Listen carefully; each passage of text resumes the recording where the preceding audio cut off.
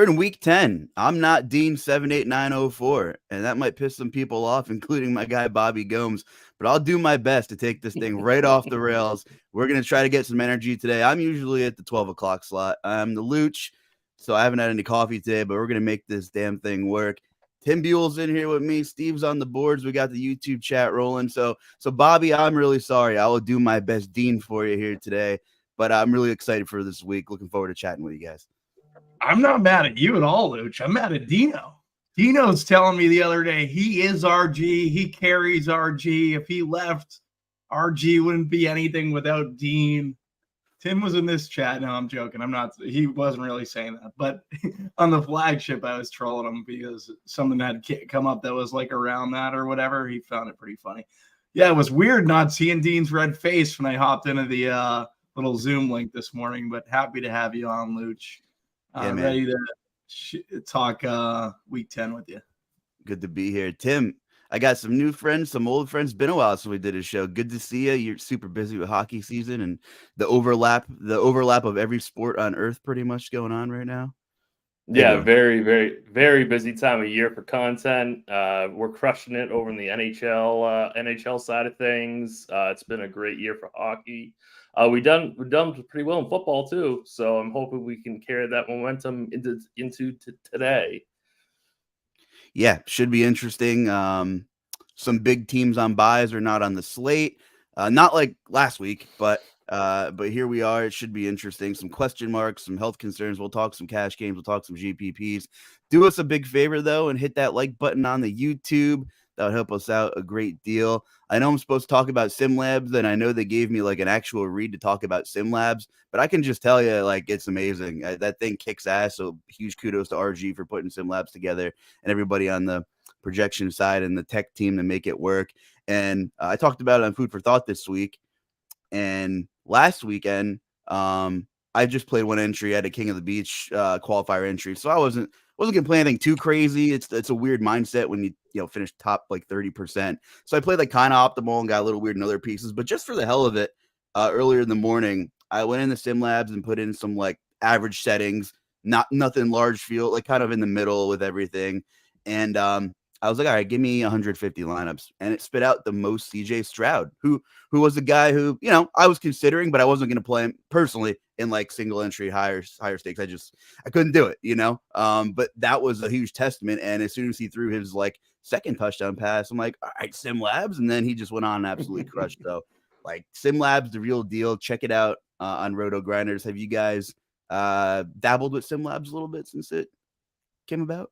I did a show with Blender the other day, and he basically walked me through it. He did a really thorough breakdown on that show for someone who's pretty much a novice to Sim Labs, I would say. I've used stuff in the past, but I haven't really used Sim Labs. So yeah, it was definitely intriguing. Yeah, I've been using it more for Showdown than for main slate stuff. But yeah, it's definitely pretty awesome. But yeah, I really like it. I need to dive more deeply into it because I'm just like a single entry player, but I need to like kind of like hone in my skills using that. But it's a really easy to use tool, so I'm looking forward to like diving more deeply into that. Yeah, it's good stuff. And again, drop some questions, comments, concerns in the YouTube chat. We'll go off the rails a little bit because I know that's what Dean does. And my first talking point, chat.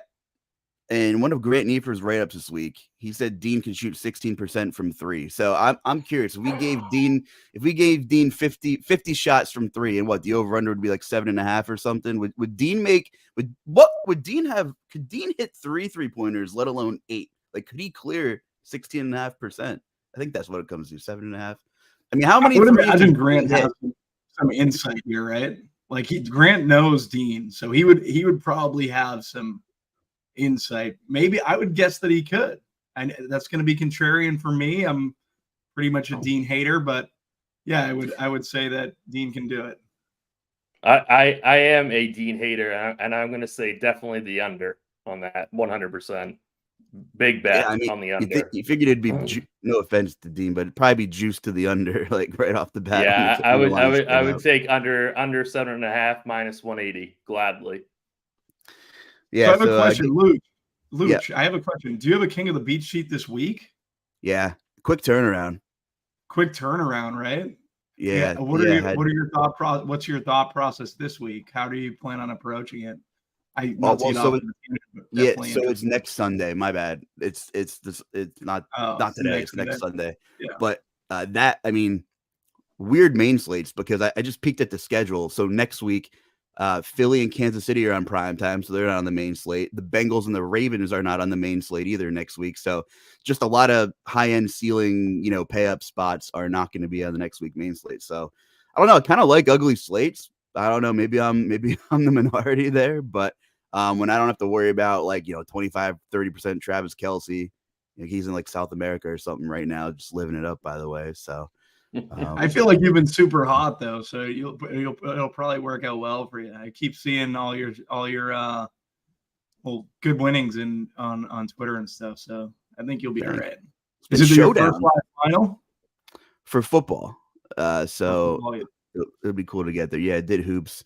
My most recent NBA one was during the pandemic, so that kind of sucked. It was virtual, but there's nothing like being there. The sweat and just the physically being there is wild.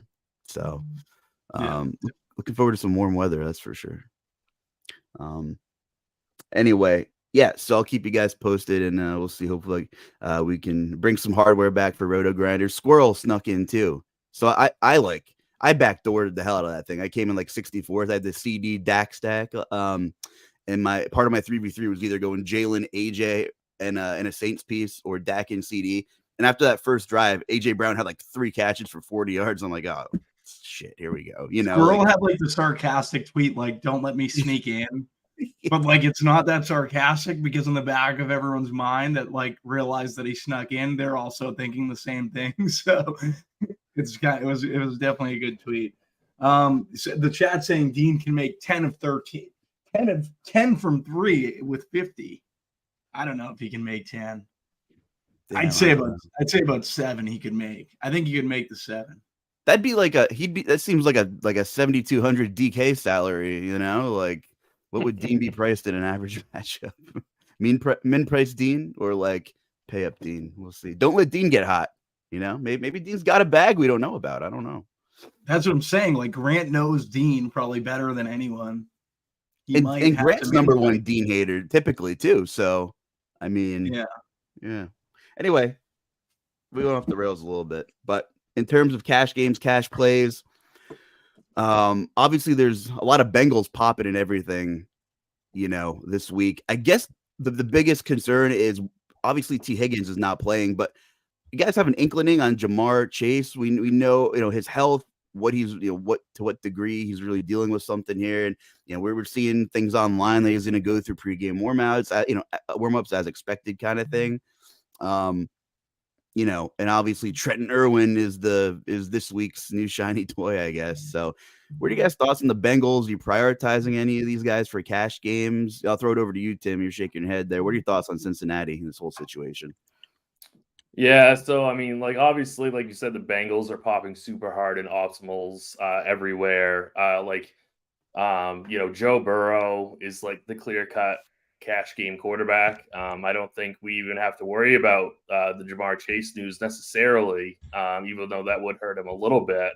But yeah, I'm assuming this is just my feeling anyway. I have no no information, but I'm assuming Chase is going to play. Not positive that. Maybe he's going to be a little bit limited though. I'm not sure. Clearly he's not going to this game 100%, but I bet he suits up. I think what I'm really struggling with cash, and I really the first question I want to ask Bobby too, is with Joe Mixon popping so hard and Joe Burrow popping so hard, are you going to set certain rules to keep those guys separated from each other, or are you going to have Burrow and Mixon in the same lineups? You know what I mean? Are you going to make rules to keep those guys apart? Because I don't feel like those guys really correlate that well for a large field GPP. But in cash, obviously the volume that Mixon's going to get is really good for cash. But in terms of a ceiling, like Burrow and Mixon together, I think is a little bit sketchy. What do you think, Bobby? Yeah, I feel very similar. Definitely making rules around Burrow and Mixon and larger field stuff. I like Irv Smith as like a negative correlation off of Joe Mixon near the goal line, but you have to remember they're running like a tight end by committee. But Irv's kind of priced in at 2.7. Right. So I think that's fine as like a pivot in GPPs. In terms of rules in large field, like, yeah, what you said, I would probably keep Mixon and Burrow away from each other. Kirk had a good take on Mixon. He thinks Mixon's been playing well. I'm going to take the other side of that because it's just like, I feel like that's the best route to go with Joe Mixon chalk usually. But I could be wrong, right? Like maybe he has turned it around, but the Joe Mixon I know is going to bust in the spot. Famous last words, but I'm going to have Mixon. I'll probably be around or under the field. I don't think I'm going to go 2X. I understand that price is a good price for how he's been playing. I understand why he's hitting every optimal, but that also means he's going to be highly owned. I think there's a lot of volatility baked in there. Joe Mixon just seems safe. Like, he's safe. Like, the opportunity is going to be there. We know he runs a ton of routes too, and probably, he'll probably get a couple more targets depending on the health of the whole wide receiver corps of Cincinnati. But I'm with you. Like, he has like one monster game a season. If this is it and it burns me, that's fine. But he just kind of feels like, yeah, he's got a floor. That's kind of just how I feel about, chalk Joe Mixon especially, but just in general, really. So where are you playing chalk Joe Mixon? Because you just said he seems safe. I think he's volatile. I'm interested. I'm trying to like basically crowdsource everyone on this Mixon chalk because I don't know if I'm coming at it correctly currently. How would you play Mixon chalk in large field stuff? I would just play. I'd play him in cash games. I wouldn't. I wouldn't play him in tournaments. I don't know if that is the question. But. I agree with Luch. I think Mixon's going to be overowned in large field, but in cash games, just the amount of volume that he gets, I think he's got a really stable floor. So in cash games, he's definitely going to be in my cash game team today. Whether he makes my single entry team, I'm leaning pretty hard, pretty strongly to the no on that. Just because I'm worried, like in kind of higher dollar single entries, his ownership is going to be possibly even higher. So I think I'm going to be staying away from Mixon in single entry GPPs.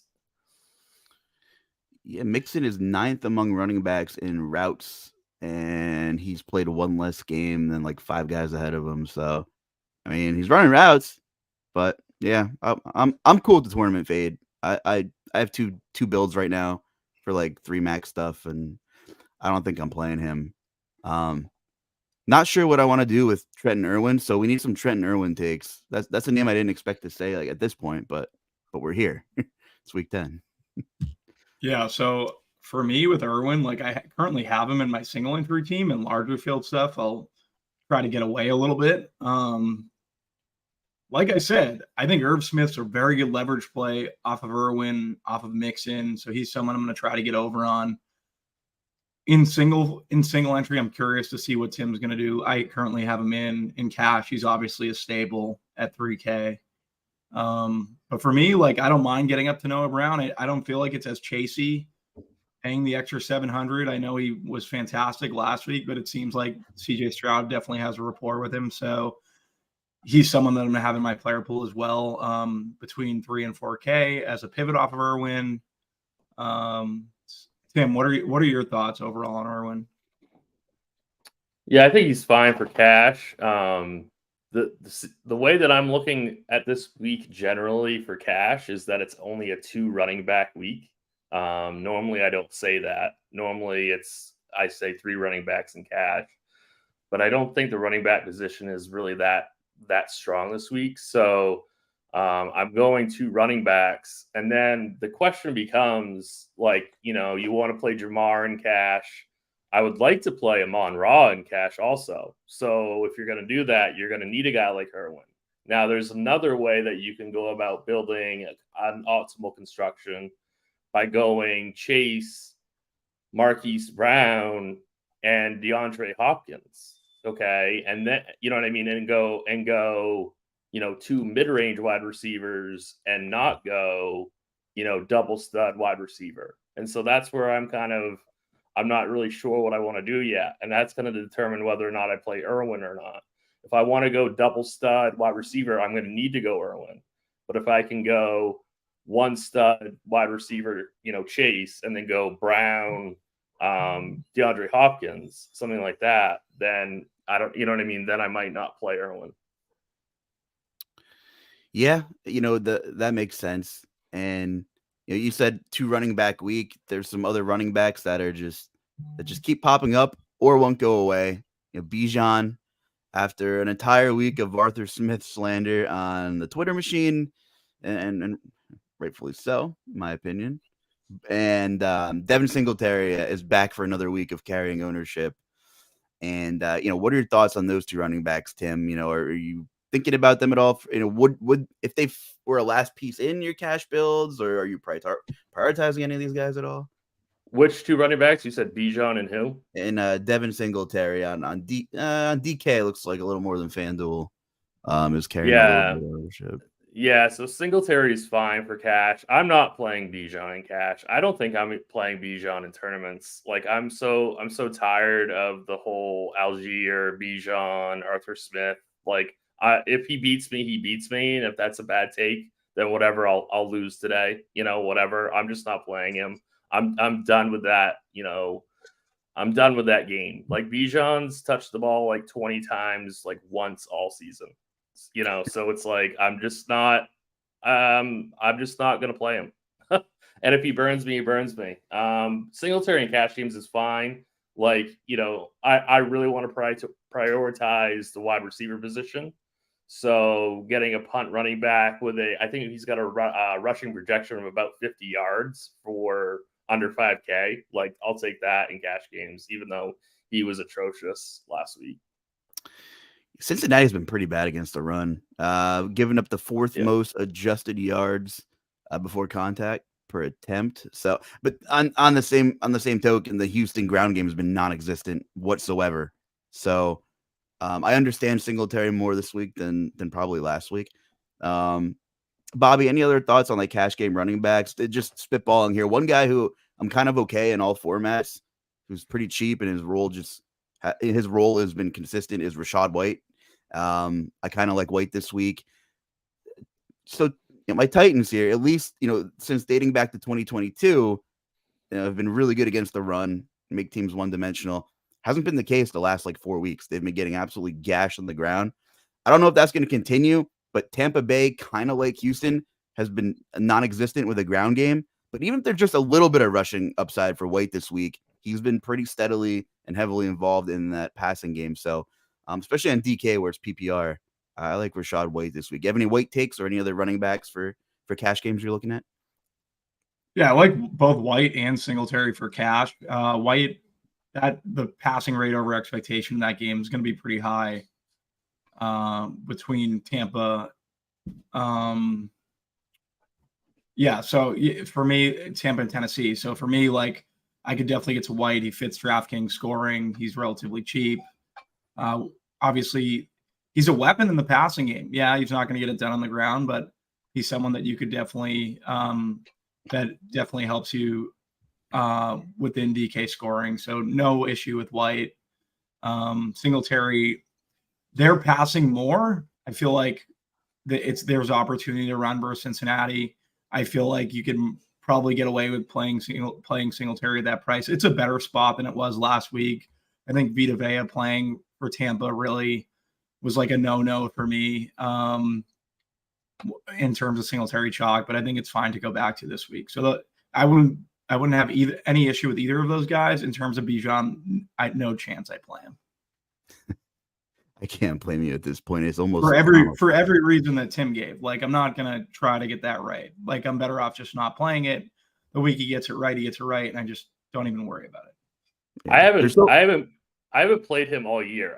I played him 1 week on FanDuel. I haven't played him once on DraftKings all year, and that's fine with me. And if he beats me this week, that's whatever. I'll lose, you know. One more guy I wanted to hear your guys' take on is we gotta talk about Tony Pollard, right? I mean, this is just such a smash spot for Dallas. He's 7,300. He's gonna be fairly high owned, but not like I don't think he's gonna be like through the roof owned. Like this is a really really good spot.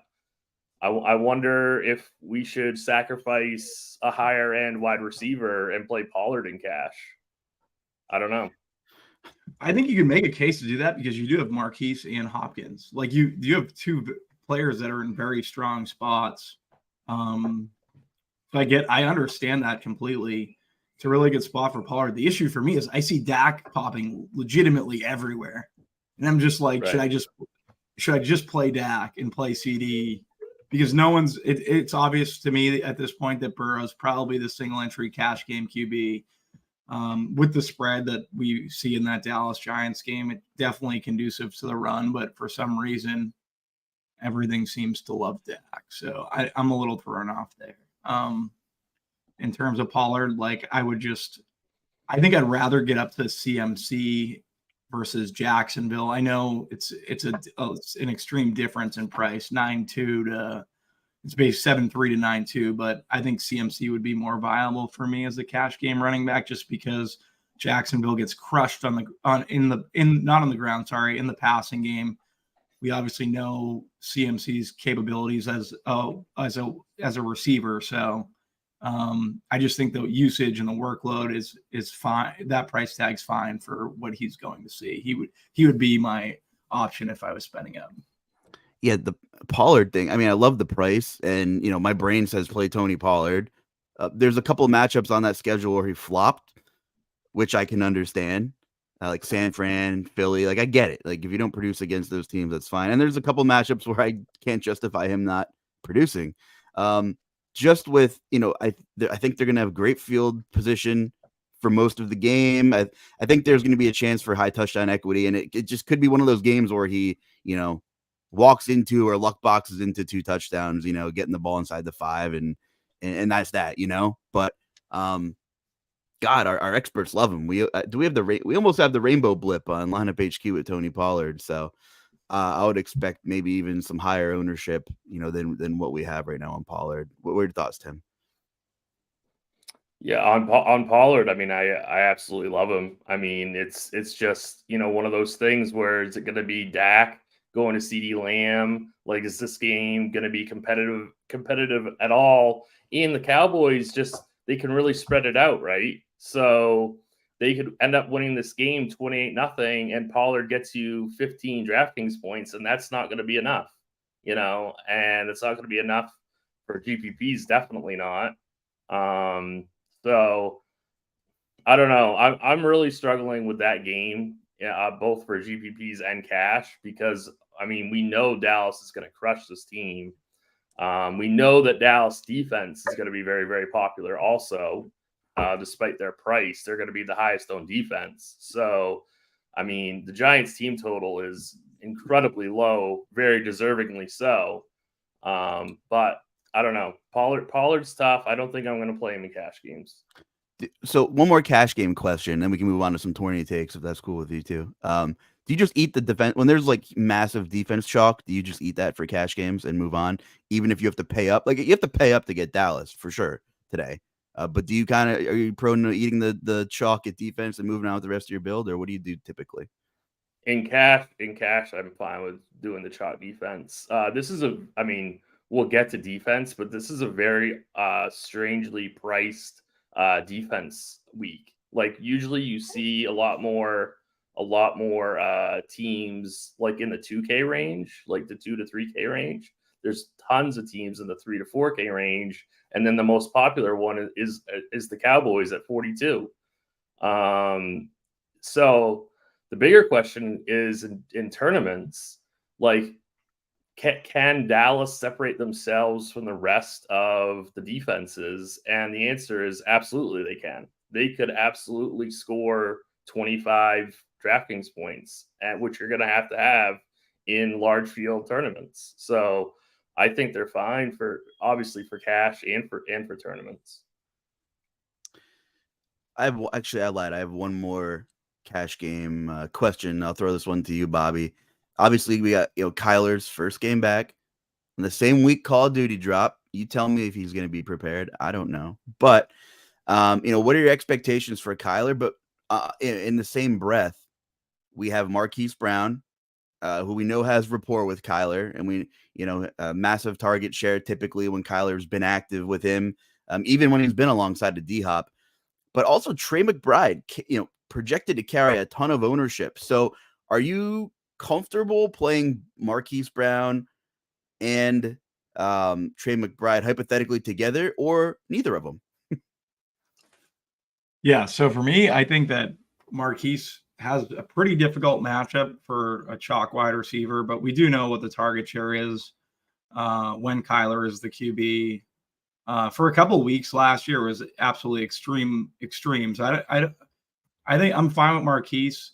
McBride is in a very good spot as well. He's also the chalk tight end at 3,500. And for me in tournaments, I always kind of want to try to poke holes in the chalk tight end, but I could see myself playing McBride. So because I like both of those guys, I feel myself falling into the Kyler trap, which probably is a trap with Call of Duty coming out this week. And the fact that he's coming off an ACL, is he really going to run? Like, probably not. He has this other issue that it's tough for him, right? Like, he's just not that tall. Like, he can't see over the offensive line.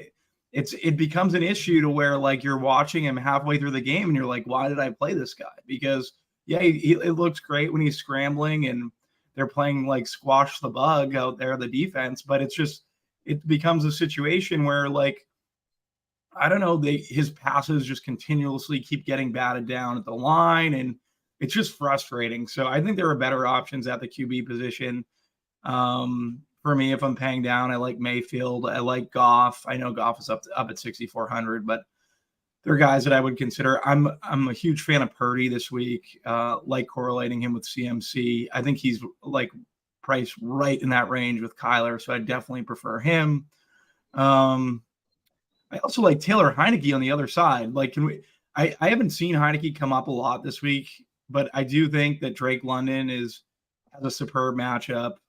If you are going to play Bijan, and here's like the GTO with Bijan is like, in tournaments, people are probably going to take the same, like, if you just play Bijan where you're supposed to be playing Mixon and he finally gets there, like, who has a higher ceiling, like, flip a coin pretty much from what we've seen. But we know that Bijan has that explosive ability. He can be utilized in the passing game. Heineke probably benefits Bijan more. I know the spread is more conducive to an Algier script to where, like, Algier will get run in this game. But if this is the Bijan week, and I know we just poo-pooed that like 10 minutes ago, he correlates pretty well with Heineke. So I think I'd prefer the other side with a run back of one of Marquise or McBride in this game rather than playing the Kyler side. Yeah, Tim, you got an Arizona take between those guys? So I'm not going to play Kyler in cash. It's really comes down to, I don't really like, we have projected for 30 rushing yards, but I think that's just like a guess, right? Like, we don't really know like how well he's going to be moving. And that's a big part of Murray's game, right? So for cash, I'm definitely out on him. But in GPPs, I have no issue. I've got no issue getting to him. You can pair him with Brown. You can pair him with McBride. I think you could even play him naked, actually. Like, if he's going to be scrambling and his knee's okay, like, he could end up rushing for 70, 80 yards, you know? So I think he's fine for GPPs, but I'm not gonna be rostering him in cash. People in the chat are saying that you're short shaming Bobby. I have the same issue with Bryce Young. Like, I know. I think it just becomes an issue for these quarterbacks if they can't see over the offensive line. I have no issue with Kyler personally. Like, I'm sure he's a great guy. He might have been better off being a relief pitcher. You know, I don't know. I had a routine doctor's appointment earlier this week, and it was the first time where they took my height and they ripped me off an inch, and they said I was 5'6", and I was kind of heated about it. Like, no, I need every inch. All inches matter, right? Give me that 5'7". Broccoli was saying I'm a short king. Your boy, Tim. Oh man, I'm 6'1", Broccoli boy, 6'1". Lucky SOB. Anyway, you kind of talked about some quarterbacks. Mentioned Brock Purdy. I think that game. We'll jump into some tournament targets. That game is, to me, is just kind of intriguing because San Francisco looked pretty bad defensively, and the kicker is they're coming off a bye and they're a little bit healthier. But these Jaguars are cheap for tournaments. Like, ETNs carry more ownership than I kind of anticipated. But if you're playing McCaffrey, I love the idea of pairing him with Kirk or even Ridley. I just think eventually Ridley's going to smash because he has had some pretty high volume games. And oh man, I love the chat. What's up, B-Shot? B-Shot comes in every time I'm on a show and is like, talk about season long, Luch. And I just can't. I think I need another show. But talk to me about this Jaguars San Fran game. And I actually don't know how tall Brock Purdy is. So based on your prior discussion, he better be at least 6 foot. I think he's like 6'2". Okay. So he's got the height that you're looking for. Yeah. It seems like it's a good, he's not 5'9", right? Like in a quarterback in the NFL, he's got an extra 4 inches. So it has to help a little bit. So Purdy, talk to me. You mentioned him. Let's talk some quarterbacks here for tournaments. Had the concussion, came back really fast. I don't even know. I mean, subjective whether or not he should have been cleared, I guess, but that was a quick turnaround and he looked pretty bad. But he had a bye week and a long time off here. Do you like that game collectively, or are you more looking on the San Fran side of things? No, I like it collectively as a game stack. I think the market sentiment's pretty much down on Purdy, and I'm fine with that. Like, the 49ers are the best team in the league. I think Purdy's going to be fine as the season kind of progresses. Ayuk and Debo, I think, come into play as well. And then you can run it back with 3 guys I think are in play for run backs. The first I would prefer is Evan Ingram. The second that I would go to would be Calvin Ridley. I think this could be a Ridley week. He's also cheap. He's also a little bit cheaper than Kirk. And then Kirk's the third. So this is like the game that I think that you can game stack from the San Francisco side. Now, I wouldn't game stack it from the Trevor Lawrence side because we haven't seen Lawrence have this like massive ceiling yet. And until I see it, and that might be the wrong approach because we want to get ahead of this stuff, but it's been like 4 years at this point. I'm just going to stick with what I know. And I know that Kyle Shanahan can get Purdy to a ceiling game with McCaffrey, with one of Debo or Ayuk. I think I would prefer Debo. They run more zone. Ayuk's more of the man beater, so man coverage beater. He's also $1,100 more expensive than Debo, but Debo at $6K is a pretty nice price. But then you can also, in single entry, like run Purdy and McCaffrey and just be done with it. You don't even need the run back, but the run back is there with a guy like Ingram. So that would be my thought process. Yeah, and you're getting good projected ownership on San Francisco. I mean, even McCaffrey, we have him at 14% right now. I should probably do a refresh, but like, this is a good tournament game. I'm with you. I know all these guys are healthy, but they've had an extended amount of time to prepare. I'm conflicted though because they did look pretty bad before the bye, but coming across the country, playing in Jacksonville, like if you're into that kind of stuff, travel and whatever. But yeah, man, I'm kind of interested in Debo, right? Like he's practiced, he's back, he's pretty cheap. I know his role isn't the same, since McCaffrey's been in the fold and healthy for the most part, but I like this game. Tim, you targeting any of these plays for tournaments on your side of things? Probably not, but I do like the Purdy call. Like he's got a higher opto rate than like a higher owned Geno Smith, a higher owned Kyler Murray. So it's like he's definitely good leverage off of those guys that are right around that same price point. So I think he's a really solid play. The one Jaguar that I'm surprised is ETN getting that much ownership. I was surprised that he was going to be like 18% owned. I did not see that. He's projecting quite a lot better than I thought he would. So I mean, going Purdy, who's going to be pretty low owned. I would imagine, Debo was going to be fairly, low owned, and then you can run it back with like ETN even. Like ETN's projecting quite well. So I think that's a pretty interesting game stack for a larger field. Debo's also from South Carolina, so this is probably coming across the country. This might be a homecoming game. Maybe they're trying to get him in the end zone off the bye, get him going. So I don't know. Probably has friends and family in the stands. A little bit of narrative never hurts. Yeah. I'm with it. We have one hell of a late window, like for DFS purposes. It's just, we got the Arizona situation against Atlanta. Then we have LA and Detroit, the Dallas onslaught, and of course Seattle and Washington, which some of the chat's talking about. And maybe this will finally be a Geno game, but maybe we'll chronologically work backwards, because I feel like there's a lot of talking points in these later games, and we kind of already talked about Arizona. That Detroit LA game, obviously, we have Montgomery back in the Detroit backfield to an extent, but I'm looking at lineup HQ, Bobby. I see you like, the studs in this game. You have Eckler and the Sun God Amon-Ra tagged. So thoughts on this game collectively? What are you looking at here?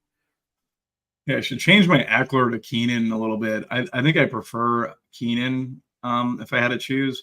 I think it's interesting in single entry if you're just getting away from Chase to play both Keenan and St. Brown, or St. Brown and Eckler, and try to split the difference of what Chase would be, just because of the ownership that Chase is going to receive. And the Titans have done pretty well versus number ones over the year, and we're saying he's coming in banged up. I know the target share is immense without T. Higgins out, so you always have to be worried about that. But yeah, I really like Amon-Ra. I think he's in a fantastic spot. He's seeing similar volume to Chase, right? Like, and he's healthy. So for me, like, I'm going to play a lot of Amon-Ra today. In terms of Keenan, like, Mike Williams has been out. They already have Joshua Palmer's out. Like, Keenan is a very, very strong play today. He's Keenan Allen, right? Like, I thought he was 40. He's younger than me, but he's still getting it done. He's got like some of the lightest feet in the league, and there's no stopping him over the middle. So I don't mind getting a Keenan Allen versus this Detroit team at all. Do you see that ownership on Keenan? It's 4%. Yeah, that's horrible. That's not correct. That can't be correct. I didn't think that was correct prior. But even if it's not correct, say it's 8. He's not going to be as high owned as Amon-Ra or Chase or CD. Like, so even if it is quote unquote wrong, he is going to be the lowest owned of that group. So yeah, that's not right. That shouldn't be right. It's gonna. I feel like. I get what you're saying. I'm 100% with you. Like, I'm coming in over the number. Yeah, immense. But I mean, he's such a strong GPP pivot. That's like my favorite game on the entire slate. But it's just so expensive. It's hard to get multiple pieces of that game. Like, so it is hard, but we do have like value, I would say. Like, you can play the Singletaries. Like, we have Brown and Irwin. There's value in like high paced games. So I think you can probably try to finagle your way around it. I know it's not the greatest, but McBride, like there are pieces that you can get there with. Keenan Allen has had at least 9 targets in every game except one. Is sticker shock still a thing? Because maybe we're here.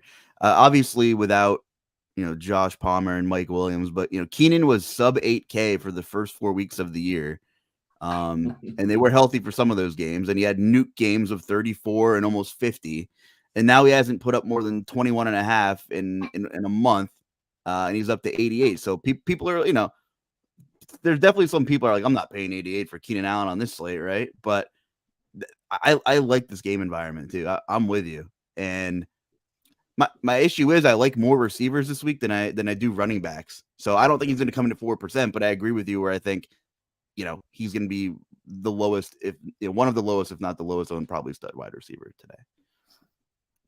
Yeah, I mean, he's going to come in lower owned than Amon-Ra, Chase, and Lamb.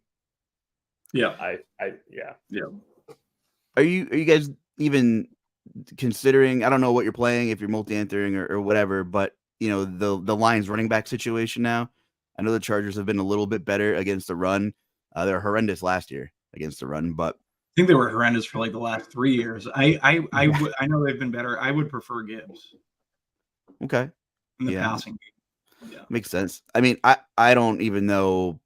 I couldn't even personally, like, I don't want to, and I couldn't begin to try to project the snap share because David Montgomery is such a Dan Campbell guy, right? Like football, like we're just gonna run north-south. Like that's his guy. And we've seen him get then again, we saw him feed Jahmyr Gibbs 30 times too, which you can't be giving Jahmyr Gibbs 30 carries. So a guy I haven't heard a lot of people mention, and because he's been atrocious, is Quentin Johnson. But it's at the point now where like he's just out there running routes, and it should be a pretty good pace in terms of the game, and there's going to be targets there. Do we think that he's a good large field GPP play this week? I think he's going to be in my pool. I want to get your guys' take. I love it for large field. I think it's an inexpensive way to get a piece of this game, and I do think he's good at football. Like he said QJ had a 1 yard ADOT. He shouldn't have a 1 yard ADOT though. It should be. Yeah, that's not who he is, right? Like, I like that's there's going to be positive regression there. So I like to sprinkle. Yeah, I mean, we haven't projected for almost 6 targets, 3.5 receptions. I mean, for $4,100, that's really not that bad. A great game environment. He probably is going to be going relatively low owned. Let me see what his ownership is. Oh yeah, super low owned. So yeah, I mean, I think that for a large field GPP play, I think that's great. So we're saying all this. Are we interested in playing any Herbert? I'm not. I'm wondering if you guys are. I'm not either. And maybe it's just like a personal bias thing, but he never gets there. Like I don't know. And there's a lot of cheaper quarterbacks that have rushing upside this week. Like, I know we'll talk some position by position, but I know Herbert has a little bit of legs, but I mean, all these guys on DraftKings that are sub 6K, like Sam Howell has rushing upside, Kyler Murray, Josh Dobbs, even, 5,500 on DK. Like, I would just rather go there than probably pay all the way up. So 7,700 is just too much on this slate, in my opinion. It's a lot. Yeah. It's a lot. On the flip side of that, like Goff at 64. I know the home. I love Goff. I love Goff. Yeah. So like, if people don't want to play Goff on the road, that's fine with me. In games where they're favored, it looks better than it does as him like as a road dog. Obviously, those splits look terrible. I like Goff, and he's going back to basically where he started his career, so maybe he'll have more comfortability there. Yeah, I love Goff. I love Amon-Ra. Jameson Williams, I do not want to play, but he's another one. Like, when is he going to get going? I love Sam Laporta. Yeah, he's gonna get squeezed in ownership, I think, between Hawkinson and McBride. So he's only showing up at 8% owned. I love Laporta. I like a Laporta Goff stack. Takes you away from the chalkier Amon-Ra even. If you want to get really, really like into the weeds of like a large field GPP. But I really like Laporta this week.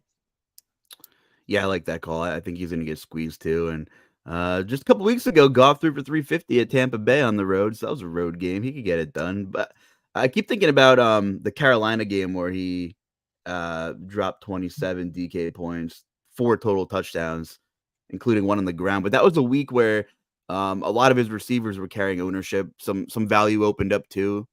And just the field just missed on Goff. He was like 3%. Like, there was so much of the public was on the other pieces, but not a lot of people played Goff, and he was a GPP winner. So I love that call too. And it's just, we've been beating a dead horse with the Chargers for a couple of years. You look at their defense on paper, they shouldn't be as bad as they are. I just think we're going to see a total coaching turnover this year. It's, I'm not a Brandon Staley fan either, but something's got to give. The Chargers they're just like soft. They're always on the wrong side of the big game. It feels like the last, God, I don't even know how many years. So feels like it shouldn't be that way either. I don't know. Staley was labeled a sharp when he first joined. Yeah, it has not been that hasn't been the result. Moving on here, we'll talk about the Washington-Seattle game. I think has some talking points too. And I saw some of the chat talking about receivers against Washington. Yes, that's a thing. Yes, Geno has been bad. Yes, Geno's carrying ownership this week because of the matchup and the price. So what are your thoughts on Geno Smith this week? I mean, if there's not a better get right spot, I mean, this has got to be it, Tim. What are your thoughts on Geno? Yeah, I like him. Where he kind of falls in the pecking order is going to be interesting. Obviously, I've already talked about Burrow. We talked about Dak a little bit. Bobby and I both like Jared Goff a lot. It's tough. I think he's okay. I'm a little bit like he is going to get some ownership. I do think this game as a whole is really strong. So I do like some of the Washington run backs too. I think he's okay. I don't think I'm going to play him in usually I make 3 teams. I don't think he's going to quite make the cut, but he might. He's pretty close. I do like this game kind of just in general though. Was there no, there wasn't weather in this game. Was there? I thought there was one game. Some showers. Okay, some showers here. The heaviest should hold off until after the game. Okay. All right. Never mind. Yeah, we could work with that. Yeah, that's fine.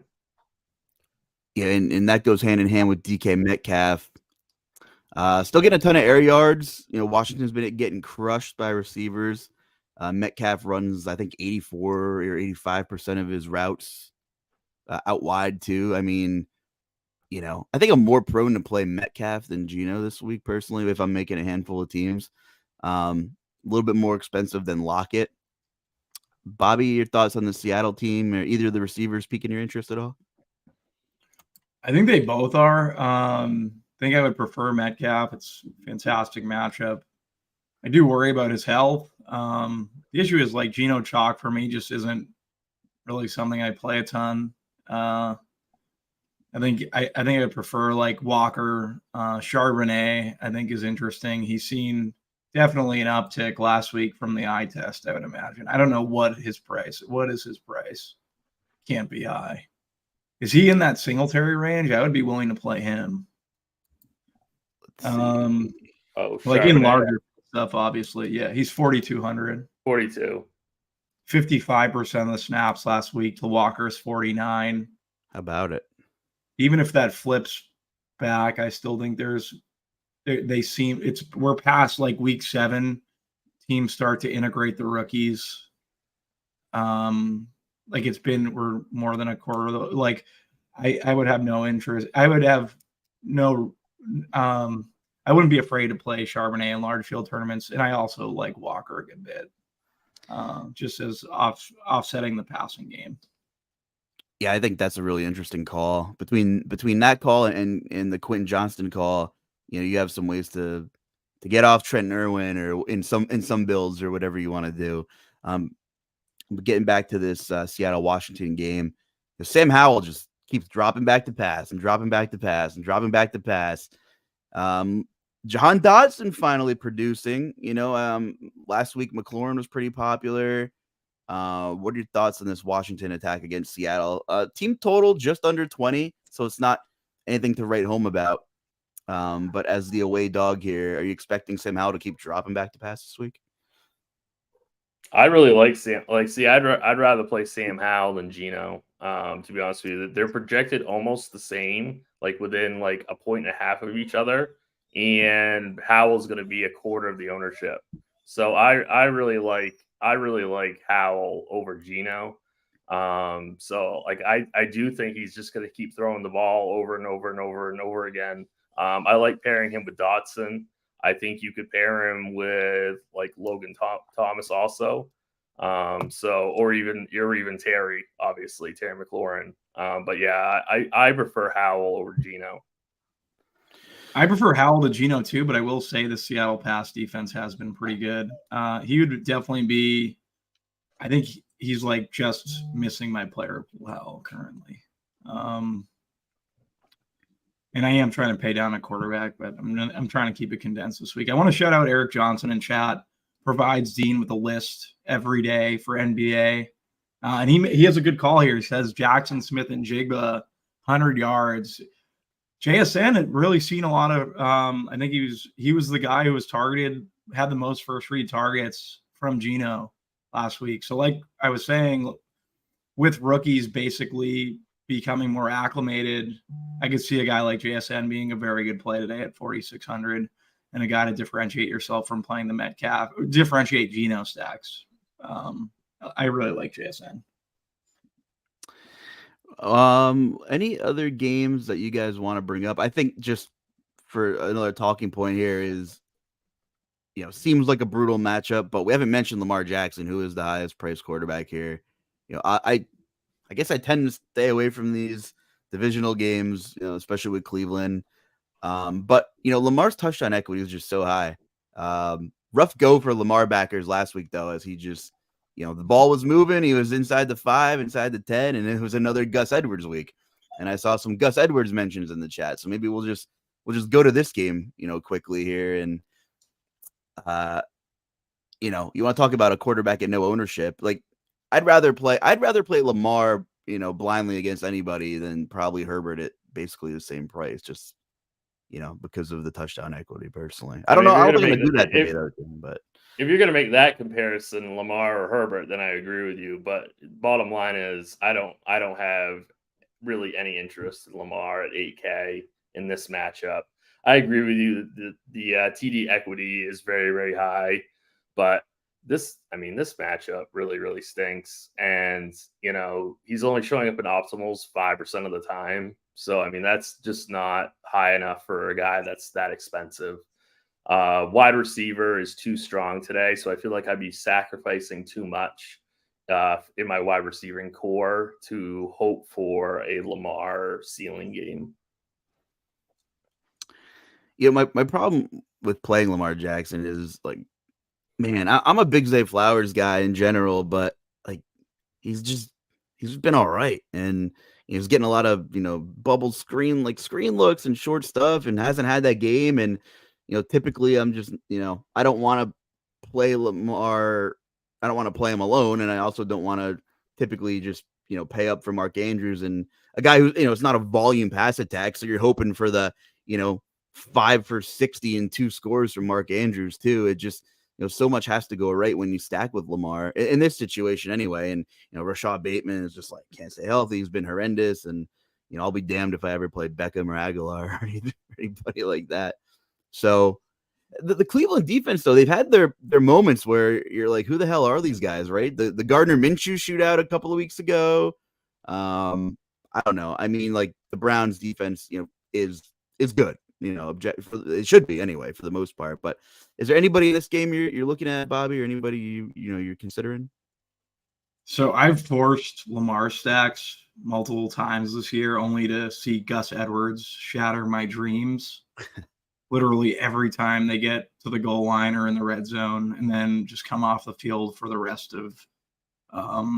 He's like only playing inside the 20s and getting all the high equity touches. I have no interest in Lamar, but this will be the week where Lamar plays well and he's at low ownership.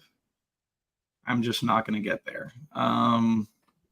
Yeah, I don't know. Yeah, I could see this game being a good Lamar spot when other people don't want to play it, when I don't want to play it, and then just being like, oh, there's Lamar doing well at low ownership and not being surprised by it. But because of I have nightmares of Gus Edwards at this point, I will not be playing it.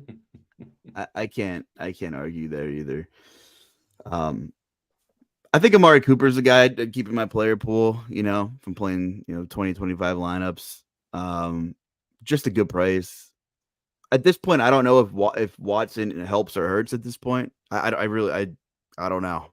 But outside of that, I guess Njoku at a tight end position, I'm not crazy about, where there's Trey McBride chalk, and I don't mind David Njoku's been pretty solid this year. Any other thoughts on this one, guys, or should we take a look at another game here? We can look at another game. Cool. Can we talk about Tampa Bay and Tennessee? Because we just saw CJ Stroud go ballistic against Tampa Bay. We already mentioned Rachaad White earlier. Obviously, they have two very talented receivers in Chris Godwin and Mike Evans. Tennessee defense that is banged up and just not good right now. They're missing Sean Murphy-Bunting in his little revenge game, number 1 corner. Kevin Byard's obviously not there either. It's a very low total. Like, it doesn't look good. The game doesn't project well. But I think there's a chance this one exceeds the projected point total today. On the flip side, whatever Will Levis is, he's at least shown that he's going to push the ball downfield. So, you have DeAndre Hopkins, you have some large field cheap pieces. I mean, you meant Bobby, you made some good calls that I like in Quentin Johnson and Chardonnay. Kyle Phillips came back. He's 3K flat. The guy was hurt pretty much all last year. I think he's an interesting large field look. I really like that Phillips call. I'm stopping to write that down. Stop me and talk to me. No, he just passed the eye test the other night on an island game, and everyone's kind of forgetting about him, right? Like, I have no interest I'm playing large field tournaments, so I'm trying to get different where I can. Like, I definitely think Phillips is someone in a game where they're going to throw the ball a ton that you could definitely look to. People want to play Hopkins. Obviously, Hopkins looked great in that first game with Levis. I don't mind playing some Phillips at all either, and I don't mind Will Levis. So, yeah, I like the Titans stack a good bit. Cool. I actually really like Will Levis today. I was hoping he would project a little bit better. I really like getting to like Will Levis and DeAndre Hopkins. He might be in one of 3 lineups that I make today.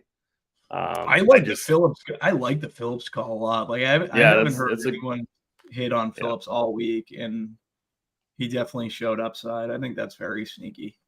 And B-Shot will probably call me a homer in the chat soon. But it's part of the Will Levis effect, and they look comfortable together. And Phillips was a guy who came out of was it UCLA or Cal? But regardless, was a chain mover. Kind of has a little Adam Humphries in his game. And he's 3K flat, and he's kind of a move the chains guy. And if he gets you 5 for 60, are you sad at 3K flat? Like, that's probably he was looking so he was looking for him late in the game too. I know Burks had gone out. He still is. Yep. He's still out too. Yeah. He was looking for him late too for some like high quality touches when he needed to make a play. So he definitely has confidence in him. Yeah. I like that call a lot. On the flip side, do you have a lean, Tim? I'll throw it over to you, between Godwin and Evans. One of you mentioned Baker Mayfield, so this game might be just a little more stackable, at least in our opinion here, than it might look from the outside. It would be Evans for me, just because I feel like he's the better, like, kind of like home run, wide receiver, probably, bigger ceiling. They're both projected pretty closely, both for points and ownership. So I think I would go Evans. That would be my lean. I have the exact same take as Tim. Like, I prefer Evans for all those reasons. Gotcha. I like Baker too. Like, I think Baker's a very good play as well. This game environment's great. Yeah, or maybe I don't know if it's gonna be great, but hopefully, or just better than what the point total looks like. Cade Otton's a thing now at tight end, like a guy you probably want in your pool week to week here. Anybody for some Cade Otton? Yeah, I don't mind Otton. I think he's fine. What do we have for a price on Otton? He's 3.4, right under McBride. They're both what I mean about the game environment, both of these teams are going to throw it 50 times. Like, that's how I kind of see this going. Like, so I don't really have an issue with any of the pass catchers. I think Godwin would definitely fall behind the majority of bucks. But I'm fine playing any of them.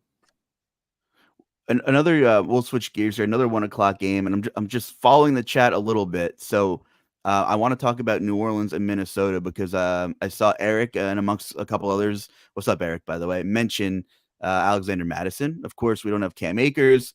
New Orleans has been a little less stout against the run than they were previously.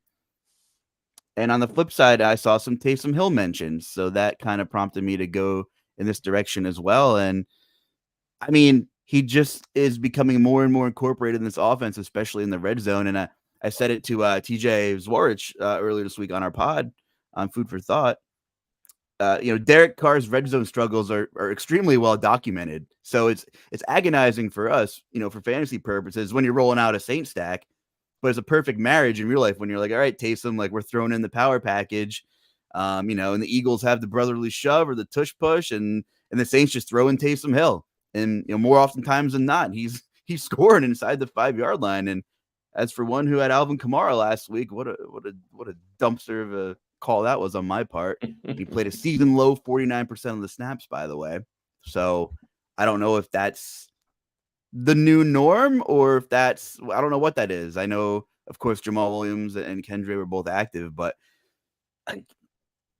the Bears were competitive with New Orleans. It's like, put your best damn player on the field, please. So let's dive into this game a little bit.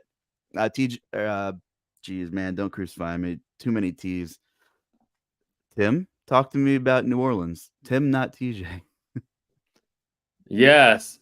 I mean, Chris Olave, I think, is going to be kind of he's going to get some ownership, but he's not going to be overly chalky, I don't think. He has been so close to like a huge breakout games, and he just can't seem to like find that big game. And when he does, he's going to win somebody a tournament. So I really like Olave quite a bit. Michael Thomas, I think he's only 4,500. I think he's got a really safe floor. I don't think he has quite like a great ceiling or anything, but this game being played in a dome, Olave, Thomas, I think those are very, really, really viable options. And then I think Madison is great for tournaments. Now that we've got Cam Akers out of the equation, it should be Madison's backfield again. So I think Madison is completely fine for GPPs at 5,500. Yeah, Michael Thomas allegedly arrested earlier this week, by the way. Just looking, quick Google search will tell you the associated some AP articles and everywhere, but I guess he's playing football today. So super cheap, by the way. And I like the Chris Olave take. And Bobby, I see you have Olave tagged in lineup HQ. So what's your spin on Chris Olave today? Same spin as Tim. I think he's been so close to really breaking a slate, and it's just Carr is just abysmal. Derek Carr is not making it happen for Chris Olave, but it's a good spot. I think it's going to come eventually, so I want to be ahead of it. Yeah, on the flip side, does no Cam Akers in the fold for Minnesota? Does it bump Alexander Mattison up for you? And if so, how much, Tim? What are your thoughts on the backfield there? Obviously, Madison's had a wide range of outcomes this year. Hasn't really had a ceiling game to any degree. Caught a long pass last week, right? Like I think he had 2 catches for almost 50 yards or something like that. But what's your interest level here on Madison this week? I wouldn't say I have a ton of interest just because like Rachaad White is right there in that same kind of price area. And then obviously Joe Mixon and guys like Aaron Jones are just a little bit more that I would prefer to play. And then obviously you have Singletary below him. I also have, I know it sounds really gross, but I also have a little bit of interest in Najee Harris at 4,900. So I don't know, like Madison's fine. He's getting a lot more ownership than I thought he would. We currently have him at 11%. Which is a lot higher than I thought he'd be. But this game is decent. It's in a dome. So I think Madison is fine if you're making like 20 teams or so to get a couple Madison in your builds. I know everybody has probably watched or saw clips or read somewhere, but like what a hell of a performance from Josh Dobbs stepping in last week. No reps, practicing his cadence on the sideline during the game with the offensive line. Like, you just don't see any of that. But here he is. He's cheap, and we know he has a little bit of rushing upside in a dome, like you said. TJ Hawkinson, getting some love and some ownership here. So, if you're interested in Hawkinson, what's your interest level on Josh Dobbs, Bobby? I know the blitzers like Dobbs pretty much all week. I'm fine with Dobbs. I like Addison. I like Hawkinson. I think they might fall behind. This stack in general may fall behind these other games for me, but I think Dobbs is definitely in play with the rushing equity. In terms of Madison, that ownership is creeping up. I will say that. I do like the Najee pivot. Najee at 4.9, like we haven't seen him at 4.9. I hate playing Najee, but he's definitely played better. Madison has played better, and now he has Cam Akers out of the fold, so can make the case for Madison. I think I'm pretty much not going to be on this Viking stack, though, for what it's worth. Saw a couple people ask about Jamar Chase. Beat reporter Charlie Goldsmith said he's on the field for pregame warmups right now. He's running around with a trainer, watching him. So we don't really have confirmation right now, but I'm thinking by the time crunch time rolls around, those guys will be able to have that info for you. Yeah, we'll have that info in about an hour, I'd say. Yeah, that sounds about right.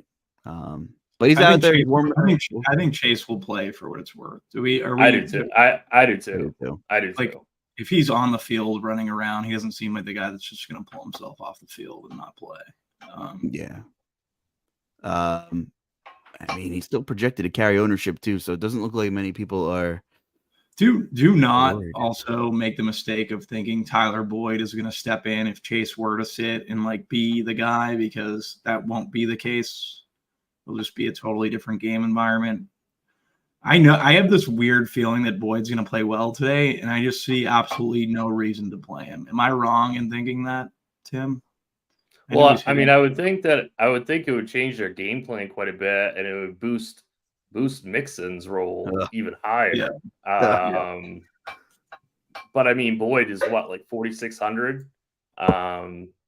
It's not like Boyd is as talented as Chase, obviously, but I mean, you have to consider salary. But then again, Boyd's ownership will get steamed. But I'll tell you, if Chase sits, I'm going to be really, really heavy on Mixon. Like, I'm already playing him in cash and was saying like maybe fade him in large field. But if Chase sits, I might say play Mixon everywhere, because Mixon's role is really going to expand, I think.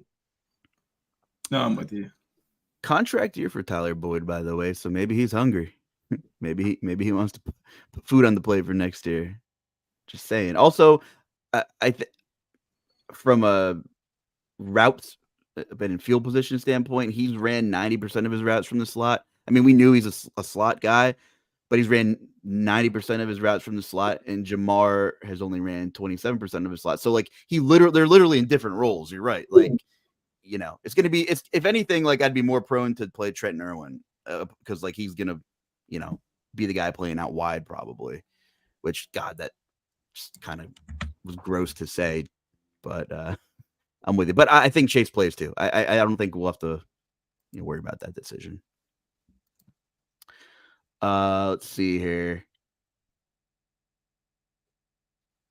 Yeah, I guess just we pretty much went through most of these games, which is awesome. One where we're probably not targeting a ton of offense is Pittsburgh and Green Bay.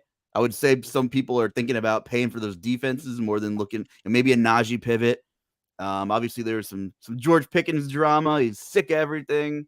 Couldn't get 2 feet in against the Titans though, in a cakewalk walk-in. Like, I do like Deontay Johnson though. I mean, if anything, he's like for sure the one guy to make this offense go at this point. I don't feel like playing running back roulette with Najee or Jalen Warren. I just don't want to make those pivots. But I think there are a handful of playable options in this Green Bay Pittsburgh game. I think the biggest talking point is Aaron Jones. I mean, you can run it. Pittsburgh has been vulnerable against the run, and we saw Jones finally get some carries. Got any interest in this game, Tim? Yeah, not a ton. I think if anything, it's Najee and Deontay Johnson. But this is not a game that I'd want to build in heavily. This is going to be a very, very, very slow paced game. I have maybe a little bit of interest in Aaron Jones, but I don't have any interest in any of the other Green Bay players at all. Like, I'm not going to play the Christian Watson game. I'm not going to do any of the wide receivers. It would just be Aaron Jones, and that's it.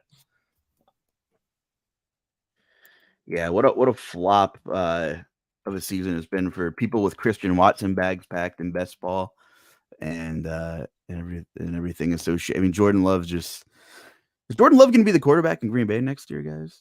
Like, are they just going to abort mission and have they seen enough? Or are you guys? Are any of you Jordan Love truthers? Is anybody a Jordan Love truther anymore? I think is that shipped? I don't think you can abort mission yet. People are too trigger happy with like getting rid of quarterbacks that have been starting for a year and a half, right? Like, I know he sat behind Rodgers for 4 years, but he's still. I just don't think you can just get rid of him because quarterback is such a valuable position in this league. And if you're investing that much time, you better be in it for the long haul. He'll get one more year. Yeah, I agree. I'm not a huge Matt LaFleur fan though either, but he's not going anywhere either. Bobby makes fun of cat guys at B-Shot. Not a cat guy, Bobby? No, I'm a dog person. They're saying I'm a pumpkin spice. I am a pumpkin spice guy. 'Tis the season. They're correct. Big pumpkin spice guy. It's October. That's fair. Yeah, my girlfriend wants to adopt a cat, and I'm like, can we name it Will Levis though? And she wasn't really thrilled about that. Adopt a dog, dude. Will Levis is a good cat name, by the way. Just saying. Thanks. I think that would be a sick cat name. Yeah, I know. Eventually, I'm getting a dog. He hates cats and short people. Is what they're. I guess I'm like not Bobby's type. I don't hate short people. I just don't want them on my roster in DFS. Mainly Kyler Murray, for that matter. Yeah. Who's the best short quarterback? Like, who fits the mold? Like, first of all, what do you consider short? Flutie? It's Doug Flutie. We're New England people. Flutie. Yeah, it's Doug Flutie. It's Flutie. You're New England people. Okay, so here's one for you. You want me to go up and pull my Dean and go off the rails? I was on a Twitter thread with none other than Rob Coakley, and he was talking about soup and how he doesn't like soup, which is fine. But I'm a big soup guy, so I already am against Mr. Coakley. Well, so here's what I don't know, and maybe I should, but it's perfect. You're from New England, and I couldn't remember. Oh, he said chowder's not a soup. So is that facts? Is that a factual thing, or do people from New England, since that chowder's a delicacy of the region, do people push for chowder to be a soup, or is that a thing where it's like no, chowder is its own entity? I would just say that's a bad take by Rob. I think it's a soup. Tim's a Maine guy. Like maybe I don't think it's a soup. Chowder is its own thing. No, it's not a soup. That's a horrible take, dude. That's not a good take. It's a soup. It seems like soup. You've been eating some really bad chowders then, Bobby. Is what I'm hearing. I definitely have the best clam chowder you've ever had in your life right down the street from me. Actually, you're in Maine, so I can't say that. Yeah, I live on an island in Maine, so I disagree. Yeah. But yeah. So what about chili? Is chili its own thing too? Yes. It's definitely not a soup. It's definitely not a soup. I can't say that I go out of my way to eat soup. Like, I won't go out of my. There's a handful of soups that I'll eat, like that I'm like, yeah, let's eat this, but it doesn't ever really excite me to eat soup. I like French onion soup. Do you hate that too, Bobby? Short guys, cats, and French onion soup, and we're just adding to the list here. I love French onion soup. It's fantastic. French onion soup is fantastic, absolutely fantastic. All right. At least we got one. Yeah. Rappaport says Chase is in. All right. Jamar Chase in. We'll say it one more time. Jamar Chase in. I'm sure someone will roll in soon and ask if Jamar Chase is playing. But okay, so now that we have that info, we can reiterate like where are you at with Cincinnati now, Tim? So where does that leave Joe Mixon for you? First of all, carrying a high ownership. I think we said earlier if we were considering Jamar was in, that you like Mixon for cash. But what are you doing? Are you just going to pump the brakes on tournaments now with Joe Mixon? I think I am. Okay. Yeah. I think he's gonna be so highly owned. That's chalk that I don't necessarily want to eat. I think that there are other viable running backs in that same kind of price range. So the real question is, and we talked about this at the very beginning, is what do you do with Mixon and Chase, and how do you separate those two when you're making your portfolios? Like, obviously, they don't correlate. So, and they're also projecting off the charts, both in raw points and in ownership. So you really have to decide, like what you're going to be doing with those two. I want to lean more on the Chase side of things for GPPs because I think he has a way higher ceiling. That's just my take. But in cash games, optimals want you to play all three of Burrow, Mixon, and Chase. I'm not sure if I can do that, but that's what optimals want you to do in cash today. Broccoli cheddar soup is good. My ADD took over, Tim. But following up on that, Mixon runs routes. I think if it was a shorter slate, I think you can make a case that, well, he gets targeted quite a bit, Joe Mixon. But I think I'm with you. I probably wouldn't play all three together. Although it's so easy to make happen, though. That's the thing. Like, Burrow and Mixon's prices are really good, Broccoli cheddar, though. Big fan, Bobby? Yeah, Panera bread. Panera. Are you a Panera guy? I'm a Panera guy. Broccoli cheddar from Panera is fantastic. I'm my ADD. My ADD is taking over as well. I'm lost in the chat. I'm a dog guy. They're saying I'm a cat guy. I'm just all confused. They're inside of your head, man. Yeah. 10:50 a.m. Time flies when you're talking about soup. So you just want to go around the horn and just kind of reiterate what you're looking at. And I tried to answer some questions with some of our talking points, but feel free to yell at us and we'll try to hit a few. Quarterback, I guess, in just summary here, we're not on Lamar Jackson. Justin Herbert's really expensive. Joe Burrow's the cash play. But of course, I mean, like I have Burrow on one of my three max type teams I have now. Like I'm just not playing Joe Burrow because he's carrying ownership. I'm going to try to get different elsewhere with like a Kyle Phillips and try to help me pay up in another spot and figure some things out. So Joe Burrow, Dak Prescott, we briefly talked about him, so maybe we can talk about Dak if you don't mind revisiting that. Obviously, gigantic spread. You would think the game script would be run the ball in the second half, but that doesn't mean that Dallas is not going to get there, by throwing the ball. I think that's kind of what people miss sometimes. Dak sub 10%. Bobby, you said he's popping pretty much everywhere you look here. Among quarterbacks for among quarterbacks for tournaments, where do you rank Dak in terms of like how you're prioritizing quarterback today? Yeah, it's weird because I have Burrow tags. I don't know if I'm going to end up getting there because I just feel like I like guys underneath him. He's showing so strong, and Dak, the same thing. Like, he looks fantastic. It's just tough for me to really get there because I love all these other guys around them. And I don't know. That'll probably change as we get closer to lock, but I would probably lean more Dak than Burrow, I would say, just because Dak's getting the lower ownership. I just worry that there aren't a ton of outs with Burrow outside of like the structure of Burrow Chase, right? Like everyone is going to build it the same way. I like to get creative with my stuff in larger field tournaments, so it might be difficult to kind of play that. Whereas if you're playing like a single entry or a 3 max, obviously Burrow's fine. Dak getting the lower ownership, playing him with Ferguson, playing him with Lamb, I think that will be differentiated. I think those guys are not going to probably be owned as high as they should because of the spread. So I don't know. We'll see where Dak falls. If I end up getting him in, I'm going to try to. Yeah, we talked about. Go ahead. I'm going to go Burrow, Goff, and then either Murray or Howell as my 3 quarterbacks today. I really like Jared Goff just because I really like that game, and I want to build into that Detroit Chargers game. So I'm definitely playing Jared Goff in one of my 3 teams, and then it's either going to be Murray or Howell, and then Burrow's definitely going to be in one also. I'm starting to think Heineke in that Arizona game. Like I ran now. Yeah.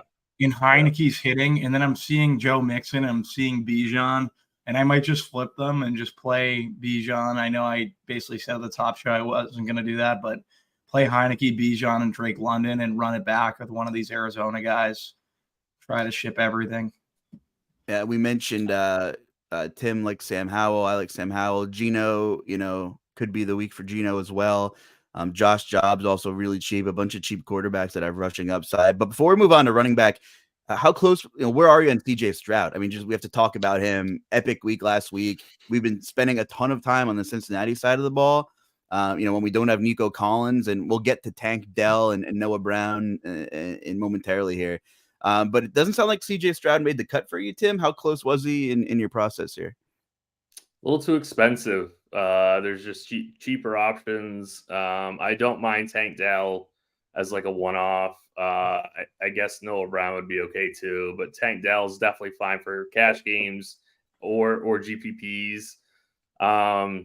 I think that this is not a very good spot for CJ Stroud. I don't think we're going to see anywhere near what we saw last week. There are just guys that are below him that I think will outscore him pretty easily. Looking at running back. Go ahead. I'm sorry. No, I much prefer Stroud to Burrow just because I like Noah Brown as a pivot off of Irwin still. I know that seems chasey. I do like Schultz. It's a fantastic matchup for Schultz, and that seems like his lover. He's constantly looking for Schultz wherever he possibly can, or in every scenario when they're on the field. So I want to get to Schultz. Tank Dell, I think, is a very, very strong play.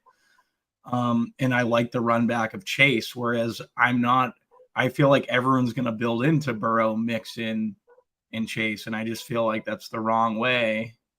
If you just go the other side, it's the better side in tournaments. Definitely for cash games, the Burrow side, and maybe single entries. But I think in larger field stuff, I would prefer the Stroud side. That's why I'm currently having an issue building Burrow teams. Because of my Stroud. I see what you did there. It seems chasey. You said that twice today in that game. That was pretty clever, Bobby. Yeah. Anything else on quarterback, Tim, or can I go into running back here? No, we can go to running back. We covered a lot of ground about running back earlier. Talked about a lot of guys we were looking on. Some guys that are like high 7s, low 8s. I mentioned Alvin Kamara and his season low snap count last week. Super low ownership though. Barkley, obviously the game script doesn't make sense. He's a guy who's shown to catch pass. I think that offense is going to be atrocious. And of course, Derrick Henry against Tampa. Tampa's been really good against the run. Bobby, you said both these teams are probably going to throw like 45, 50 times. It's in the outcomes for sure. Any interest whatsoever? Like, are these only large field guys you maybe keep in your pool, or are you playing them in any? Would you consider playing them in anything more optimal? Kamara, Barkley, Henry, just kind of sandwiched between Pollard, ETN, Eckler, McCaffrey. I'm really not playing any of those guys. Kamara, Barkley, or Henry. No chance. That's fair. I mean, I just feel like in any given game, Kamara could have like 11 targets or and 8 catches. But I was really disappointed with his usage last week. What's the price on that secondary running back for Tennessee? I forget his name. It's slipping my mind. Tajay Evans. Yeah, he's 4,500. Who would you prefer, Spears or Charbonnet? Charbonnet, obviously. I haven't thought about that too much. Yeah, I would totally. I would probably Spears. I'm leaving them in stacks. I like Charbonnet anyways, but I think I'm on the other side of that. Spears has a minimal chance to score a red zone touchdown, I think, with how Tennessee will operate in the red zone. I know it's not all, that's not it, but I think Spears has more upside to catch some passes. But I think that was my argument, is that I think Spears has more targets. Yeah, large field looks for sure, but definitely large field, as large field as it gets. Yeah, I think it's Charbonnet for me by a nose here. Okay, so we're kind of off that group of running backs: Kamara, Henry, Barkley. There's just plenty of other places to go. Wide receiver, we'll just reiterate here: Keenan Allen, 8,800, fellas. But it's not scaring you guys away, right? Is this the Keenan Allen week, Tim? I think, if he's gonna be the lowest owned of those, 4 high-end wide receivers. I think he's in an amazing game environment. I prefer him, for my like larger field tournaments. It's just, like I said, I love that Chargers-Lions game. It's probably my favorite game on the entire slate. It's just so darn expensive. So I'm gonna try to build a team that has exposure to like a game stack of that game, but it's going to be pretty tough. And of course, Keenan will be a part of that team. Yeah, I'm on St. Brown. Bobby likes him. So do I. Right now, I have a St. Brown Eckler build where I really had a punt elsewhere. Now that we're talking, I want to turn Eckler into Keenan, but I would have to flip the rest of my team pretty much. I just like more receivers this week than I do running backs, and that's my problem with that build right now. But minimal ownership there on Keenan Allen for sure. Tight end, quickly, Sam Laporta we talked about, and damn, he is just so good, looking really great here in his first year with Goff. Mark Andrews, you're paying a premium if you're playing Mark Andrews, 6,900. George Kittle, I think, is still interesting. Like I know they're healthy, but I think there's going to be points in the San Fran, Jacksonville game. So I think I'd much rather personally pay up for either Kittle or Laporta than Mark Andrews. Did Mark Andrews make the cut in either of the things that you guys are doing today? No. I would prefer Kittle. I just like the game environment better. Kittle seems like a guy, not to be the narrative person, but he seems like someone who would fit in well in Jacksonville. So we're bringing in Erik and Squirrel. Great to see you guys. And we covered a lot of ground, but most importantly, we talked about soup. And thanks to Rob Coakley. So, right? So I'm sure you saw that Twitter thread. Is chowder a soup? Is the big question this morning. Tim would be the expert here. So, I'm going to defer to Tim. I'm on the wrong side of this take. Chowder is probably not a soup. It's not a soup. That's all we have is chowder to eat, pretty much. Yeah, chowder is a chowder. It's a separate category. Right. You don't call it chowder soup. You call it chowder. Right? Right. Chicken noodle soup is chicken noodle soup, not chicken noodle chowder. They're different things. Exactly. Squirrel looks like he hates this conversation. Yeah. I'm just out of my elements. What is a chowder versus a soup? If it's not a soup, what's the difference? I thought it was a soup. I'm just it's in a bowl and it's cereal. Cereal. Yeah. I guess cereal's not a soup, though. Cereal's not a soup. So my dreams are dashed. Yeah, I'm wrong. Totally wrong. So this all started, really quick backstory. Rob and I do obviously lots of best ball content together for Spike Week. And I believe it was on a show where we'll do some drafts where we do kind of props and stuff. And this was an alcohol-induced one where we had, every time we did certain things, we had to take a shot of liquor. And by the end of it, we got off on a tangent about how soup is super overrated.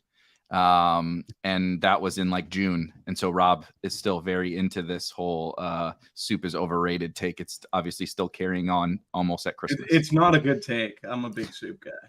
I just didn't know chowder wasn't a soup. Not a good take. Just getting my 2 cents. I promised I would take this thing off the rails at least a little bit in honor of Dean, who's not with us today, but he'll be back next week as far as I know. So anyway, great show, fellas. It's been fun. Thank you, chat. And I'll leave it to John and Erik. Thanks for sticking with us. And good luck, guys. Have a good week. Good luck, guys. All right. From soup to tournament takes, here we are, Erik Beimfohr and my co-host, as always, John Breslin, a.k.a. SquirrelPatrol, a.k.a. one of the best DFS players in all of the land. The chat is on fire. We'll get to some of your chowder, cereal, soup, whatever takes. maybe throughout the course of the show. If you've not joined us before here for GPP Final Takes, A, thank you for joining us today. B, here's how it's going to go.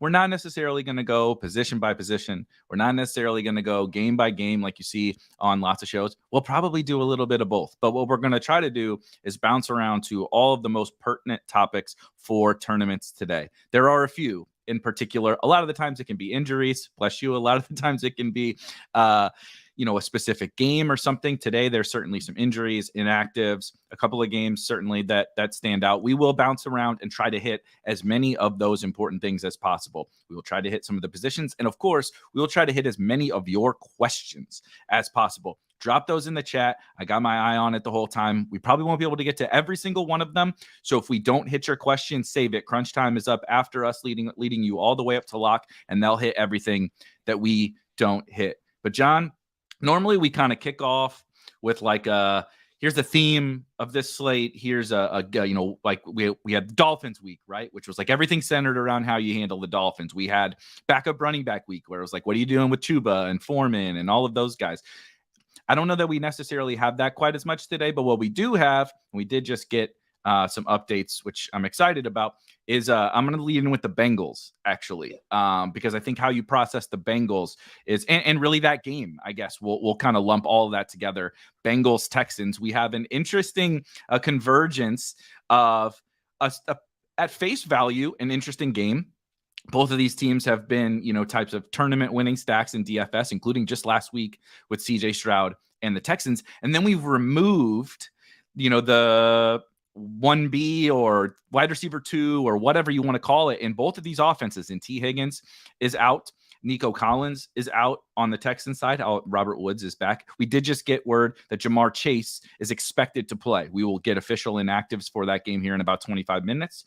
But we did get that news. So as we kind of we didn't even know how we were going to talk about this game, until just very recently, Chase and all that kind of stuff. But what's your just overall take of this game, how you handle some of the backup pieces, how you handle, Chase and Tank Dell and Burrow and Mixon, and there's just a lot going on in this game. Yeah, I think it's funny that you were like, well, I'm going to lead it off with, and I knew you were going to say Cincinnati, you had to, because that's what's popping off on optimal lineups. But it's weird. NBA comes back and NFL starts morph into NBA a little bit, right? We get these injuries and everybody's like, well, we got to jam in the backup point guard because he's only 3,000, right? And it's kind of an interesting slate that is absolutely dominated by that Cincinnati-Houston game. And it's so strange because it's not the highest point total game on the slate. It's not the Bengals don't have the highest implied point total on the slate. So I think a lot of stuff is getting lost there in the shuffle as we rush to jam in Trenton Irwin. And we're kind of making this guessing game on how healthy is Jamar Chase. I'm gonna be playing some Jamar Chase, but I don't know. There's a huge path to failure there. As somebody that occasionally wakes up and has is questionable with a back injury, I can say that it's painful. We don't know how this is gonna go, and it can go kind of flip on a dime too. He can go out there and land on his back again, and then suddenly he's out, right? Yep. And it's making Joe Mixon popular. It's making Joe Burrow popular.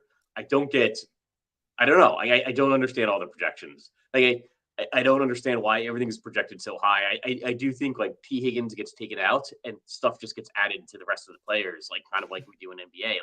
Well, somebody's got to take the shots. Not always. Sometimes the team just have a terrible game. Right? That's actually true in NBA too. Sometimes two starters are out and everyone's like, oh, we got to jam in the backups, and suddenly the team scores 80 points and it's a 40-point blowout.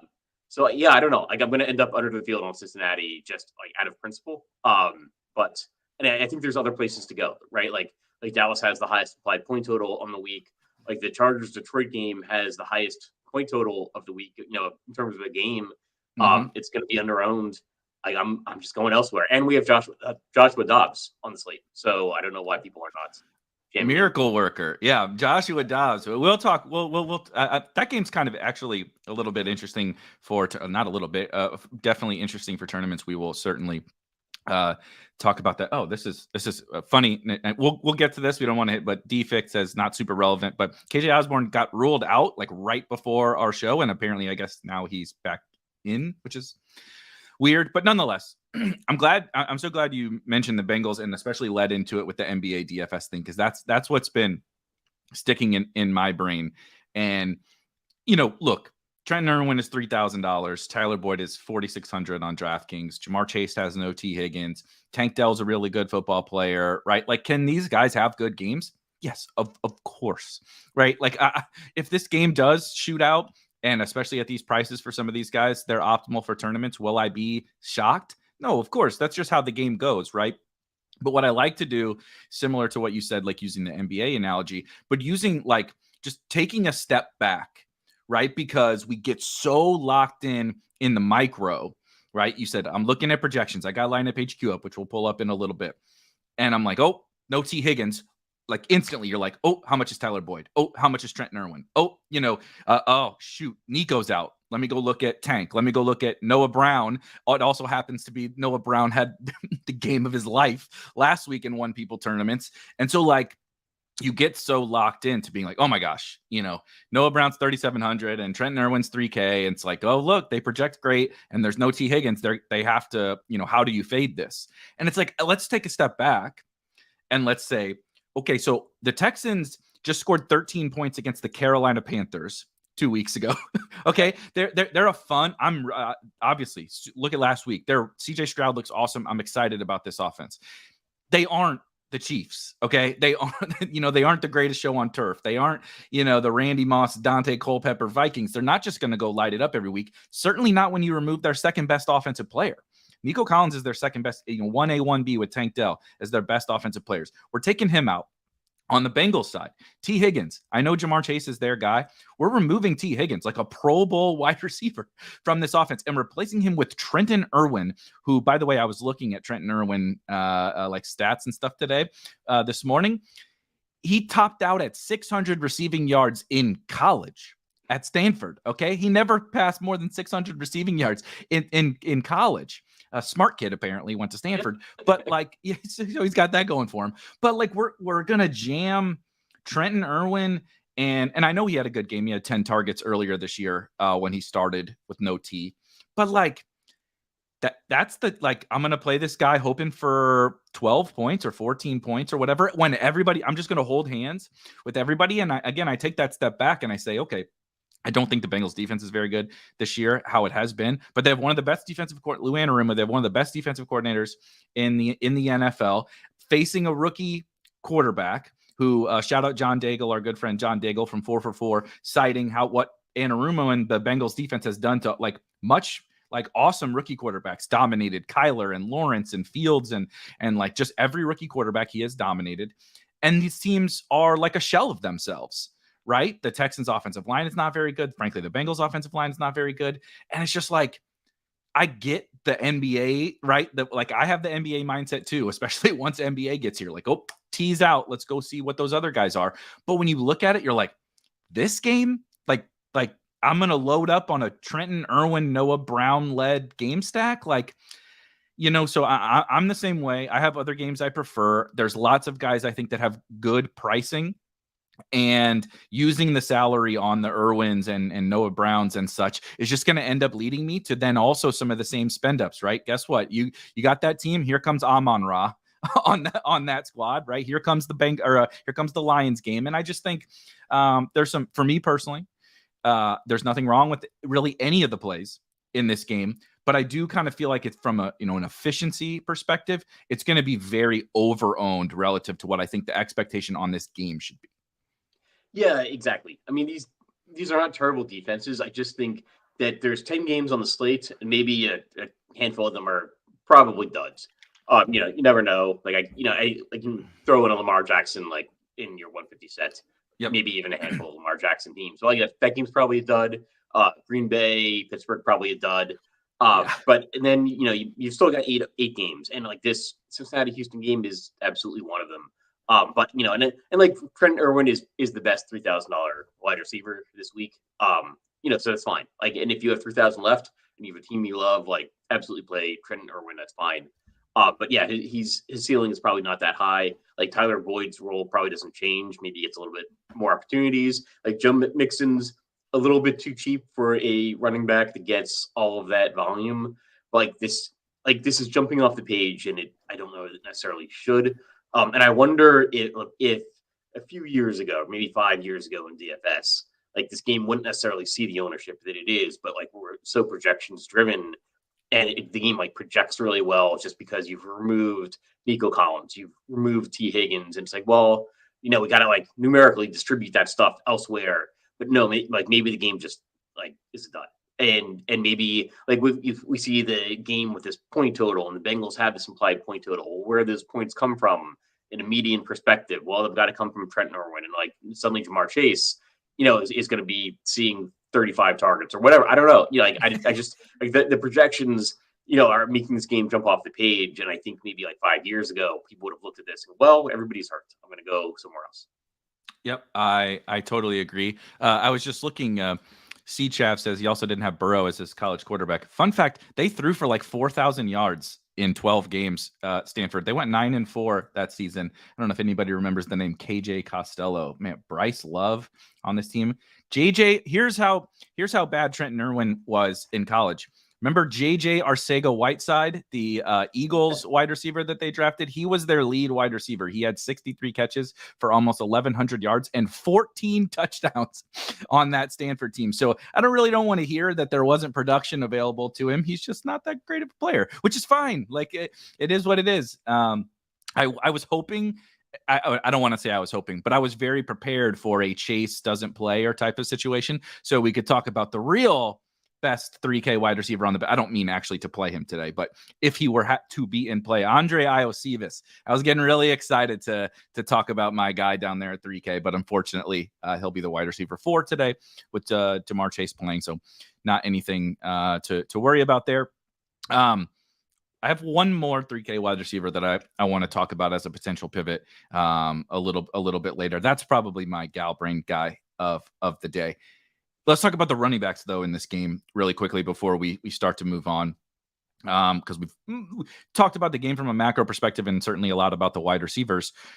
Joe Mixon, on the other hand, and Devin Singletary to a lesser extent, if the game is going to be maybe underwhelming a little bit, I'm not saying that makes the running backs better. We want scoring for every position.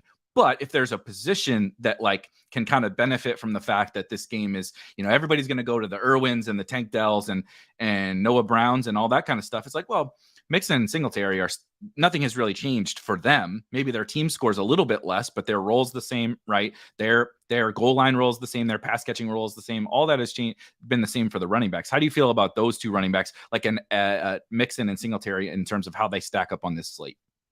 So I think they're definitely in play. Like there'll be 2 of my higher owned running backs, but I'm kind of spreading it out at running back. Like I like the idea of maybe trying to get up to Tony Pollard more than like playing Joe Mixon. But I'll definitely own a lot of Joe Mixon. Like Mixon and Singletary will be 2 of my higher owned running backs, but because they're cheap, not necessarily because I'm expecting like a 4-touchdown game. Actually, I wanted to touch on the 3K wide receivers because I think KJ Osborne is out. I think we had said that he's in, but I think he is out. That's correct. So, like load up your Tristan Jackson. I got one. Let's talk about it really quickly. Tristan Jackson played the majority of the snaps last week. That was a frightening concussion, by the way, for KJ Osborne. I could not believe he's not playing today basically out of precaution, is what they said. He has made it through. Almost no one has made it through the concussion protocol in a week this year, which is very good. They're being more cautious with the concussion protocol, not allowing guys to play fucking, pardon my French, 5 days or whatever after a serious brain injury. He, however, made it all the way through the concussion protocol, practiced at the end of the week, and got cleared. The Vikings then decided, no, we're going to be precautionary this morning, which is great. Good for the Vikings. Last week, he got hurt. Brandon Powell was cramping. And so they had like no wide receivers. Tristan Jackson was playing basically every snap, not really doing a whole lot with said snaps. The guy I think is going to actually step into that role with KJ Osborne out this week is Jalen Naylor. I have to triple check that he'll be active, but I don't even believe he was on the injury report. He got hurt in camp, I believe, with a hamstring injury or maybe preseason or something. He hasn't played yet this year. He got activated last week they opened his IR window or whatever, and then they held him out for the first game. He should be playing today. I think he was in line to be like that wide receiver 4 on this team coming into the season. I think he's much better than Tristan Jackson. He got to play last year at the end of I think he was one of my like week 18 darlings last year or something. Jalen Naylor was, when guys were shout out week 18. I'm trying to rank my confidence levels and not be overconfident, but I'm pretty confident that he's the next man up as opposed to Jackson. Jackson is going to play. He's not going to play 0 snaps. But I think Naylor like can play, like is an actual good NFL wide receiver. I don't think Tristan Jackson is. And so I kind of think I'm personally probably not playing, in my 1 to 3 lineups, any of the 3K wide receivers. But if I were, like, give me 0.02% own Jalen Naylor as opposed to 30% own Trenton Irwin or whatever. I kind of like that stance. Okay. Yeah. I mean, so I do like my Joshua Dobbs this week, but I'll say Brandon Powell's only 3,200 on DraftKings, and so I probably like my interest probably is very minimal after that. So like I mean, because Jordan Addison is still there, TJ Hawkinson's playing. Mm-hmm. Yeah. So I mean, I'll be playing some Addison, some Hawkinson, some Brandon Powell, and like I don't know, even in my 150 if I'm actually dropping down. We actually had a Kyle Phillips shout out in the chat as well, I think. And I think that's probably a better play than like the Vikings 3rd or 4th or 5th wide receivers. Yep. There's something about the people have clearly been around a little bit this show. We're into week 10. Most people come in and they're like, who do you like? Amon-Ra St. Brown or Keenan Allen? Nope. You get 10 minutes, 20 minutes into this show, and we have hit every 4th wide receiver that no one has heard of.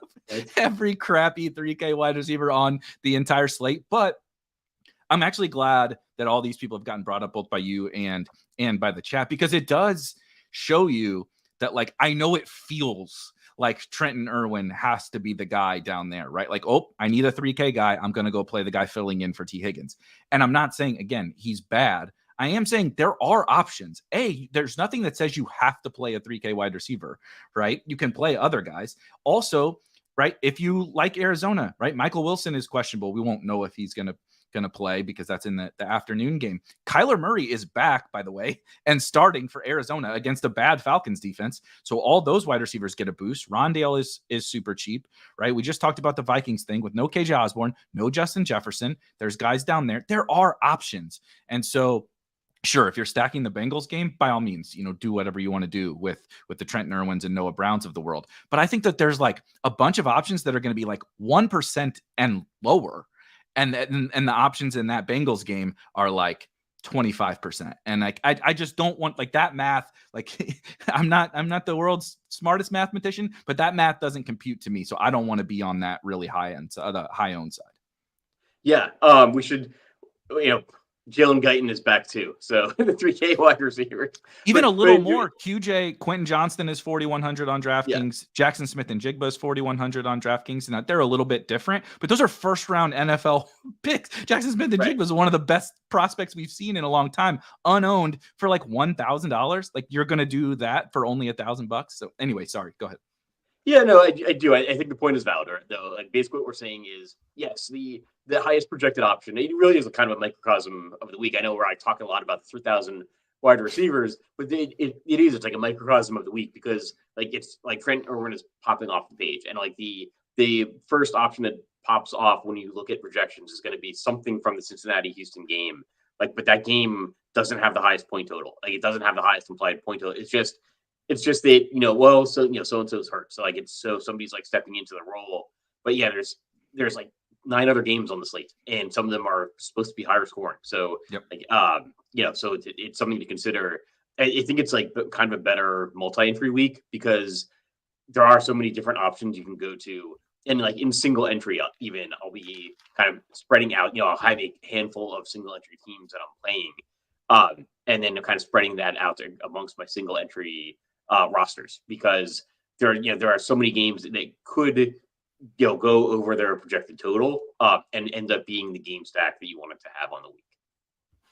That is a great point. Before we start to move on to some of those games and other stacks, I want to make sure we hit some of the questions. Here's an interesting one from Katie. What do you think about these two? Robinson Chalk. Who is Robinson Chalk? I'm just double checking. Oh, probably Bijan. Bijan, yeah. Chalk is maybe a little bit of a strong word, but he's not going to be unowned at 6K on DraftKings. But James mentioned the Cardinals with Kyler Murray, also James Conner back. James Conner is 5,900 on DraftKings, and Bijan is 6K on DraftKings. How do you view those two guys? Ironically, in the exact same game at the same price point and very distinctly different players. Yeah, I think Atlanta's a little bit difficult to run on, so I don't love like James Conner. There's just other places. Like I don't use terrible. I'll have like a single-digit % of James Conner in my lineups. It'll probably be like centered around game stacks from that game. Like I for a million maker entry, like I think you could do with Taylor Heineke, Drake London, James Conner. But I probably prefer the other side, right? I probably prefer the Kyler Murray side, and then pairing like Trey McBride, is another projection guy that's going to, kind of pop off the page. Marquise Brown is, suddenly all of this Arizona offense looks a lot better, at least in our heads, with Kyler Murray back, rather than Clayton Tune. So yeah, I think that's an interesting game to go to. If you're pivoting from this entire like Cincinnati, Houston, stack. So James Conner is fine. I don't love him. I don't love either of those guys personally, but if I were going to pick one, I agree with you. I actually prefer the Bijan side. I don't have anything. There's no data to back this up, right? The projection sort of backs it up. You see Bijan projecting for 15 points on DraftKings, but something I just have not been able to get past is let's start with the game, as you mentioned. I don't think Atlanta is a good defense, but if you're going to attack them, I would rather attack them through the air. So to your point on Conner versus like Hollywood and McBride and Kyler, I prefer the Kyler side. Arizona is one of the worst defenses, but one of the worst run defenses in the entire NFL. If you don't think Arthur Smith is licking his freaking chops about like, look, they're mocking me. We just lost to Josh Dobbs, and he didn't even know any of his teammates' names last week. Like, if you don't think Arthur Smith is ready to establish the crap out of the run this week, I think this will be, a good game for Bijan. Does that mean 16 fantasy points or 25? I don't have the slightest idea because you try to get inside Arthur Smith's brain. I don't know, but I feel pretty confident in that. After this week, you won't be having Arthur Smith is a dummy. Look how he's not using his players or whatever. I don't think that's the big thing this week. I think that they're going to score plenty of points. How is it going to be distributed? Great question. But I feel pretty good about really both sides of this game. I think like in terms of the game, you also have, comparing this to like Bengals, Texans, everyone is priced really good in this game. Like everyone. Drake London is only 5,500. Trey McBride is 3,500. We just talked about both the running backs are good prices. The quarterbacks are good prices. Like Hollywood, Rondale, everyone in this game is priced great. And yeah, I know, like, obviously there's not like low ownership on the Hollywoods and McBrides and stuff, but like you can get to lots of pieces in this game for a little bit less ownership. And I frankly like the game environment better than the Bengals one. Yeah, exactly. And I actually feel this way about like a number of different games, and some of them aren't priced that well. But yeah, I mean, this is kind of like the Cincinnati Houston game junior, where it's not popping off the page in terms of projections as much as the other, as much as the Cincinnati Houston game. Maybe Trey McBride is a little bit of an exception there, just because he is only 3,500. Yeah. And he's been coming on as the season goes along, like no Zach Ertz, and then suddenly you get Kyler Murray as your quarterback instead of like Clayton Tune. But again, there's a path to failure for each of these games.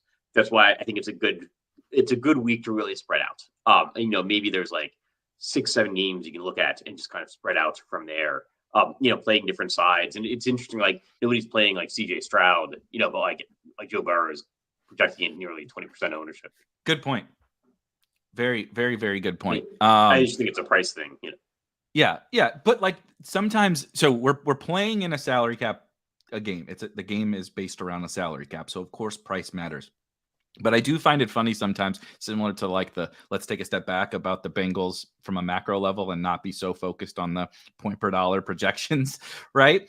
The same thing can be said for like your Stroud versus Burrow thing. Yes, it is a salary cap game. I understand it is Joe Burrow at a cheaper price than CJ Stroud. I'm not arguing that. But also, like, if everybody is playing this game, should one side be, like you said, 25% and the other one be five times? Like you said you like this game because you're playing a bunch of pieces. Why is one quarterback 5 times the ownership of the other?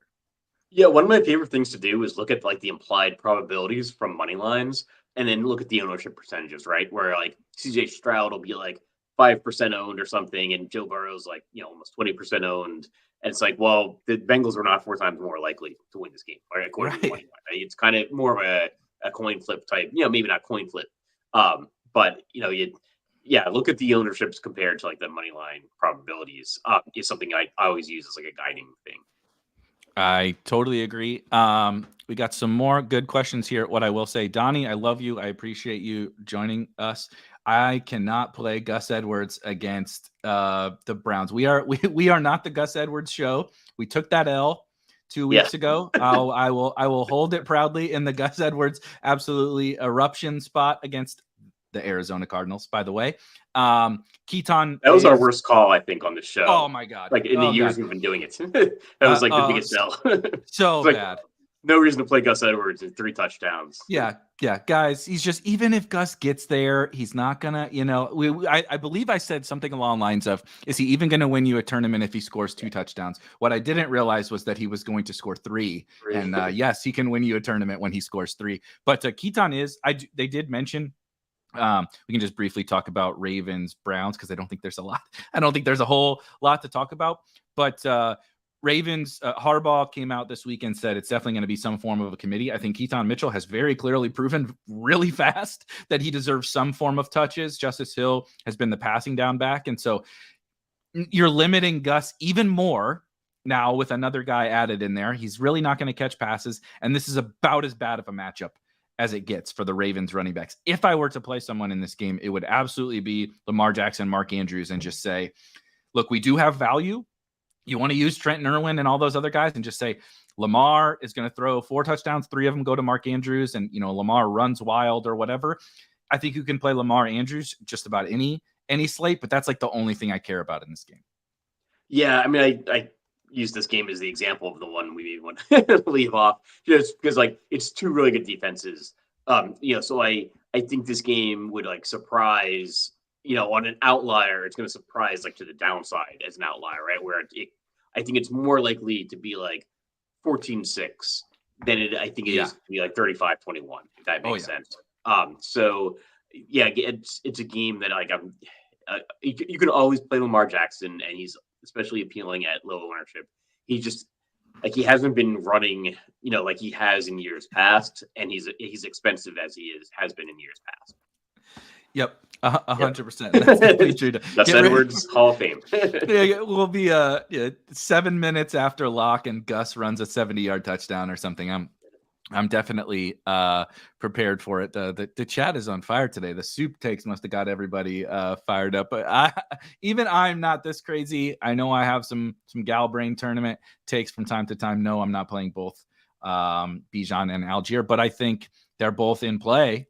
Very much so, both in play. How much would I play of either of them? I don't know, but I think that they are both.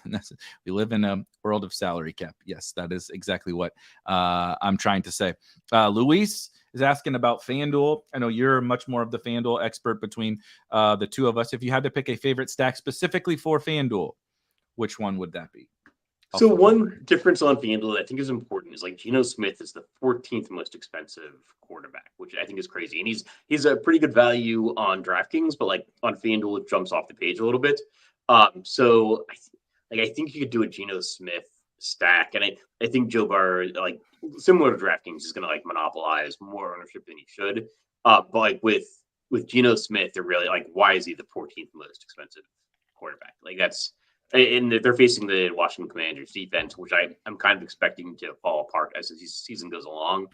Just traded away like 2 of their first round picks who were defensive players from the past 5 years. Montez Sweat and Chase Young. So I like that game. There's a little bit of could be a little bit of a rainy day. It's in Seattle. So maybe, I think, might start to see, some pretty good ownership there. Yeah, we have him ranked with Joe Burrow, just a little bit behind him. So I think in terms of if I had to pick one favorite, it's probably Geno Smith. I think you could go to like Jared Goff. I think you could go to Joshua Dobbs. I'm probably going to be playing more Joshua Dobbs than I should be. I'm probably going to be 3-4 times the field. I just can't imagine he's going to look worse when he has a playbook and a uniform, right? True. And he knows the names of the actual players on his team. And he's playing at home. New Orleans isn't a defense that I want to go pick on. And Dobbs is actually priced up a little bit, but he gets those rushing yards. One of my blurbs, I think Joshua Dobbs has more rushing yards per game this season than Jalen Hurts. Not something I would have expected. He's got rushing touchdowns in 3 straight games, 2 passing touchdowns in 2 straight games with two different teams. So I don't know. I think you could do worse than Joshua Dobbs even in single entry. There's a high bust potential there, but I think there's bust potential with anybody on this week, including Joe Burrow, who's down his second wide receiver, and his top wide receiver has a back injury. And he's going to be seeing 16% ownership. So Joshua Dobbs, not crazy in that context. Maybe Brock Purdy as well. I think Purdy is being overlooked. I think he's Purdy's maybe more appealing on DraftKings and on FanDuel, but I think you could go there even on FanDuel. He's not going to get you the big rushing totals, rushing touchdowns and stuff, but he's getting Deebo Samuel back. So, and this is an offense that generally does pretty well. Especially since Purdy became the quarterback. So, it's a good week, I think, to spread things out when I'm recommending Joshua Dobbs, but some FanDuel single entry stacks. I will also throw out there Kyler Murray. I think that it's certainly possible that we come back, next week and in the following weeks, and we do get him lower owned, of course, depending upon matchup and price and all of that. But this is a very cheap Kyler Murray on both sites. If we assume full health, I think that their offense has enough talent on it, especially, James Conner back, Trey McBride emerging, healthy Hollywood Brown, Rondale Moore in a good matchup. Remains to be seen how much Kyler runs.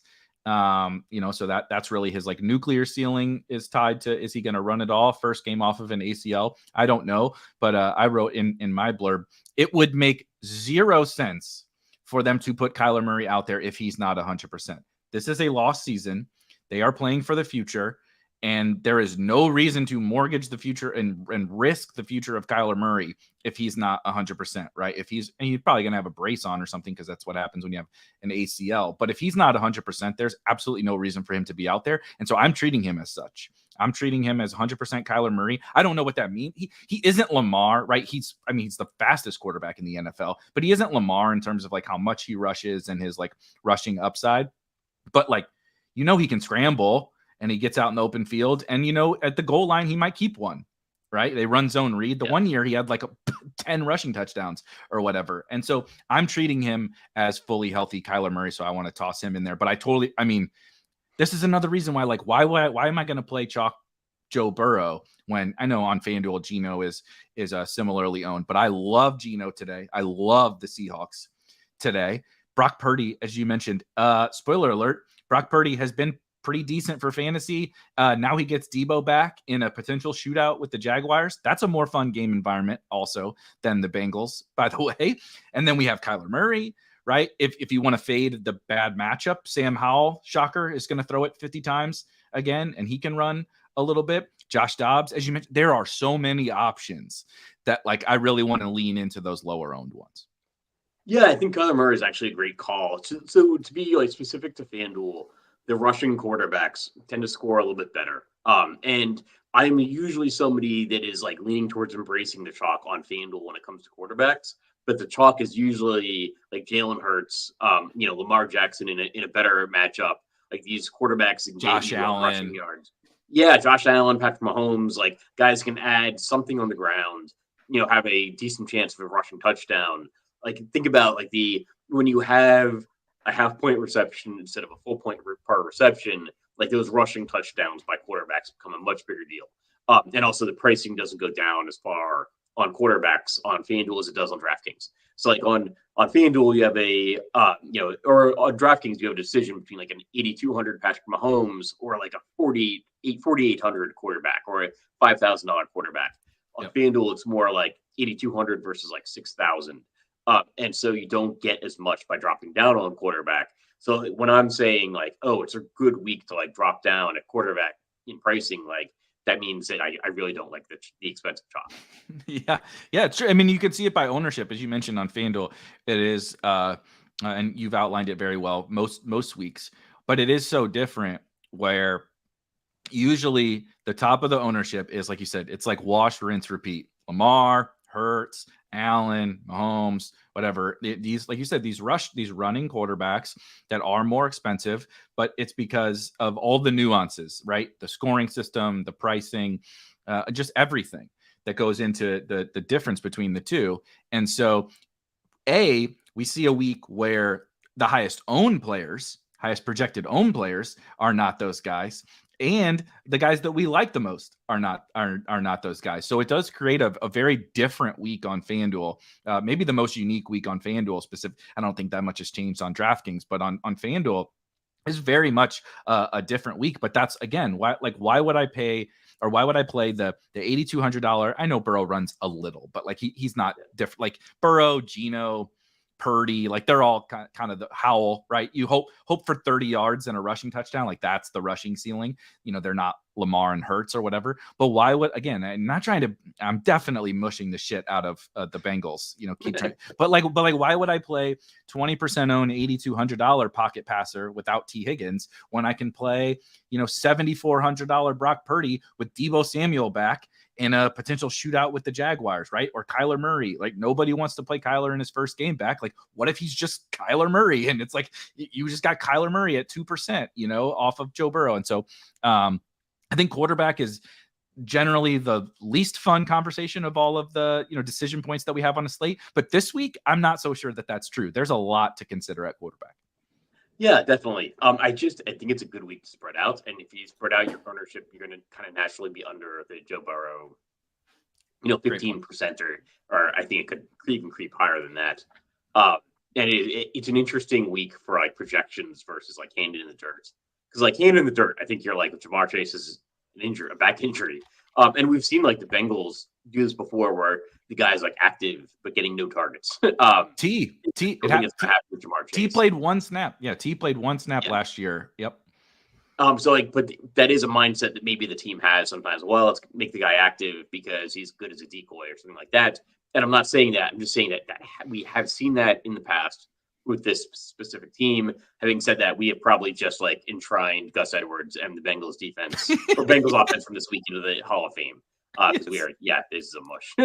Lock Gus and the Burrow, Chase, Trenton Irwin stacks with Noah Brown. Yeah, we figured out the GPP. We usually save that for the end of the show. What do you need to win tournaments? It's everything we said we're not playing for this first half hour of the show. All right, some more questions and then we'll hit, because I do think that a couple of these other games I want to dive into pretty good because they're really, really fun and actually some of my favorites for tournaments. Eric asks, this is normally I would scoff at this, but running back is pretty bad this week, and he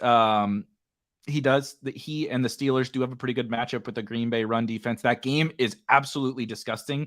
I would rather play Ravens Browns players, I think, than guys in this game. That ignores that we live in a salary cap world. But I think Najee is at least mildly interesting for tournaments. What do you think about Najee and just this gross Packers-Steelers game? Yeah. So it's probably a game I'm not going to have like a ton of pieces from, but like I think Najee, especially on DraftKings, I think he's like competitive with the Devin Singletary ownership. So I think he's like 200 more than Devin Singletary, but I think Singletary will probably be a lot higher owned, just because people are going to be looking for run backs, like for their Joe Burrow stacks. So I do like Najee Harris this week, but it's obviously more of a price thing. Like people are always saying they like Jalen Warren as a sneaky play off of Najee Harris. Like Warren is more expensive than Najee Harris at this point. So you're 4,900. Like I think if you're spending down at running back, you could do worse than Najee Harris. I agree. I think he's very much in play. I also do just want to point out the only other guy I think I would consider from this game, and that's Aaron Jones. I think Christie has him tagged here a little bit more expensive on DraftKings, but you see here on FanDuel, he's actually down there with Najee at sub 7K, 6,800. Again, I don't want to lean into too many guys in this game because I just think like if both of these teams had their druthers, we are running the play clock down and we are running the ball, and this is not going to be a shootout. Neither of these teams want like a bunch of points in this game. Neither of them want to play, in these crazy games. But both of the running backs, I think, make sense depending upon the site in particular. And Aaron Jones, while I don't think he got to 60% of the snaps, they said last week, I played him last week, and it was like both you felt great, like yes, I was right, but then also he didn't score that many fantasy points. So you were like, he wasn't the reason you lost, but he also wasn't the reason you won, kind of a thing. But as you see here on your screen, 20 carries and 6 targets with a rushing touchdown for Aaron Jones last week. Matt LaFleur mentioned during the week last week that Aaron Jones who has been hurt basically all season, looked great, looked 100%, looked like old Aaron Jones, and he said we're ready to unleash him, and that they did. 26 opportunities for Aaron Jones is like freaking unheard of, and I think they pretty much know they did win that game last week with against the Rams. Granted, a very bad Rams team, but still, I would guess that they're going to come out and try to continue to do what they did last week. So I would expect all else equal, another 20 opportunities for Aaron Jones here, and I think that puts him in play in a pretty weak running back pool. Yeah, absolutely. I think especially on FanDuel, where again the touchdowns count a little bit more relative, just because you've got the half point per reception. It's like Aaron Jones is definitely in play, like very competitive, about the same price as Bijan Robinson, about the same projection. The Packers have like a 17.5 implied point total. So like keep that in mind. It's probably not a game that's going to go nuts. If you end up with like 6,800 on FanDuel, I think Aaron Jones is very competitive. Like no reason not to play Aaron Jones then in your running back spot. Because he probably is going to see some good opportunities in what could be like a kind of a grinded out game. But he's like, I'm not like starting my roster with Aaron Jones. Yep. Totally agree. Good question from Donnie asks, because we haven't got to this game, so we can talk about that. Get all these crappy games. No offense to the Bucks and Titans, but let's get all these crappy games out of the way, right? We did Ravens, Browns, and Steelers, Packers, and we'll get to the little bit more juicy ones. But I think another guy in some of these gross games that is appealing. There's multiple guys that I think that are appealing in this one. Titans, Bucks. But Donnie asked about DeAndre Hopkins, who again, no Treylon Burks. And that was another scary deal with him, and he unfortunately just can't stay healthy. We do have another week of Will Levis, and that he puts the Tampa Bay wide receiver defense in air quotes, because as we saw last week, good Lord, they didn't cover anybody from the Texans. Tank Dell, Noah Brown, everybody just lighting up that Bucks defense. What do you think about DeAndre Hopkins in this game in general? Yeah, actually, I kind of like this game a little bit more than the point total shows. Yeah, I guess Tampa Bay, second most passing yards allowed per game at this point in the season, actually more than Commanders, which I'm surprised to see. But yeah, I think Hopkins is definitely in play. I'm going to be over the field on Will Levis, and so like I'm not playing a lot of Hopkins without Levis. But yeah, then you've got like Chig Okonkwo as well as like 3,000. So like and like Kyle Phillips has been mentioned. So like actually like Chig at 3,000 at tight end more than Kyle Phillips. But again, like I think you can like play any of these guys, and I like the idea of being over the field on Will Levis. For the reason that I think that it's it could go over its point total. And like there's some big names on the other side as well, like with Chris Godwin and Mike Evans, and suddenly like you have a game that if it goes over the point total a little bit. On a price considered basis, like it's not a bad game to be stacking. Nope. I totally agree. I don't have a whole lot to add. I think I would prefer Mike Evans to Chris Godwin, but that's not really any. I don't want to play Rashad White for me personally on this slate. I don't. It's not a rule. There are no such things. generally speaking, if I can get away from it, I don't like to play not very good running backs against the Titans run defense. I know he can catch passes, and so that puts him in play, I think, on DraftKings a little bit at his price.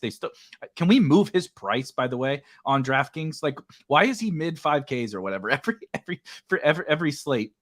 Anyway, I think on DraftKings it's like, okay, given how bad running back is, I just prefer some other guys. But I think this game has some, right? You get 2 good run defenses and 2 bad pass defenses and some pretty talented pass catchers. And like we just saw last week what can happen in a game like that with the Bucs and the Texans. Sometimes when teams are forced to throw against bad pass defenses, you get those shootouts. So I think this one is pretty sneaky, actually. Favorite on DraftKings, Jeffrey asks, we did FanDuel in terms of kind of a way to approach single entry, so it'd probably be some of the same, but favorite stack in definitely a small field DraftKings single entry. Is there anything different that jumped out specifically, outside of what you talked about earlier? I think Kyler Murray, like, definitely in play. Will Levis only 5,300. I mean, I like Joshua Dobbs. I like the idea that he's playing at home, in indoors, like the Saints defense, not one that like I want to really go out of my way to pick on. But yeah, I think he's going to get some of this rushing yards. Brock Purdy, I think you can really go a lot of different directions, like wherever you want to go this week. And where, I'm leaning towards like Joshua Dobbs. I think I'll have like the home crowd behind him. Like, how could you? I mean, obviously, every team, quarterback generally has the home crowd behind him outside of like the Giants and Jets. But like how could you not be rooting for Joshua Dobbs at this point if you're a Vikings fan? So, Joshua Dobbs is my place where I'm going, but I understand if people want to go elsewhere. I like it. So, please forgive me because I'm going to tell a story, but about your like team behind you, crowd behind you, all that stuff, like, doesn't matter, necessarily, certainly doesn't matter to the math and doesn't matter, but like there is something about Josh Dobbs. I mean, he's brilliant. He's like literally a genius. So that has something to do with it. Also will say the Vikings have a very good offensive system and offensive structure. There's a reason why Kirk Cousins is good. Kirk Cousins is not like elite, but there's a reason why their offense is always good. Like, you took Justin Jefferson out, right? Like, if Jamar Chase didn't play today, watch what the Bengals would be doing. It wouldn't be very pretty. They removed Justin Jefferson, and Cousins is still out here, dominating with KJ Osborne and Brandon Powell and stuff like that. So there's a lot in favor of Minnesota. But so I live in St. Louis. I'm a big St. Louis University basketball fan. We went to the game last night. They have a big freshman Asian kid that transferred in from overseas. Bruce Zhang is his name. And it was really funny when we were walking back to our car. He was headed back to his dorm on a scooter. He's 7 foot, 270 pounds, and he goes past us on a little scooter, which is a sight to see. But like the team being behind you type of a situation, every time he like touched the ball, got in the game, it was like this explosion from the crowd. Even if it was like a little bit like kind of calm in the whole stadium, it was like the moment that kid came on the floor, everybody's yelling Bruce, and just the energy level rose. And I feel like Dobbs did that for this team last week. It was kind of like, oh crap, Cousins is dead. I don't mean dead, but Cousins is out for the season. It's bad. Everybody, all things are bad for the Vikings. And then poof, Dobbs comes in. Hopefully, Jaron Hall is okay. But Dobbs comes in. It's like, oh my gosh, no. We can still win. Like, we can still like make the playoffs with this team. And there's something about that. And so I do like your Vikings call. Just briefly on this game, I think this game is pretty sneaky too. I think that the Vikings have been up and down on defense, as have the Saints. Sometimes they show up and play really well. Sometimes, Brian Flores brings way too many blitzes and gives up a bunch of big plays. You have a cheap Chris Olave on one side. Taysom Hill apparently is just going to continue to get more and more work. I mean, we're talking about 20 opportunities for Taysom Hill in the last 2 weeks. That's crazy for a tight end. And then no KJ Osborne gives us, some value on the Minnesota side. And then the only other thing I'll mention, the Saints run defense has historically been awesome. This year, it has not been awesome. They've been a little bit lackluster. Cam Akers also did tear his Achilles. He's out for the Achilles ACL, whatever happened to Akers. So you have Alexander Mattison now as a workhorse at 5,500 or whatever, his price is on DraftKings. I'm not sure on FanDuel. If it were week 1, Mattison would be a very popular play as the Dalvin's gone. He's going to get all the work. He's not that popular here in this game. So I think there's a lot to like about this game, maybe a little more so on the Viking side. Yeah, actually, like Alexander Madison's one of the running backs like I'm kind of boosting up in my projections a little bit. Just because I do think he's underrated. And like I like the indoors environment. So I think this is a game that can always go off a little bit. I like Taysom Hill is always underprojected. He's a guy in a bunch of my best ball teams. This guy, you never know, like the Saints, like first 3 quarterbacks go down, like suddenly you've got your quarterback, you're getting quarterback points to your tight end position. But I mean, it's actually coming to fruition a little bit, right? Where you're getting like these running back and quarterback points at the tight end position.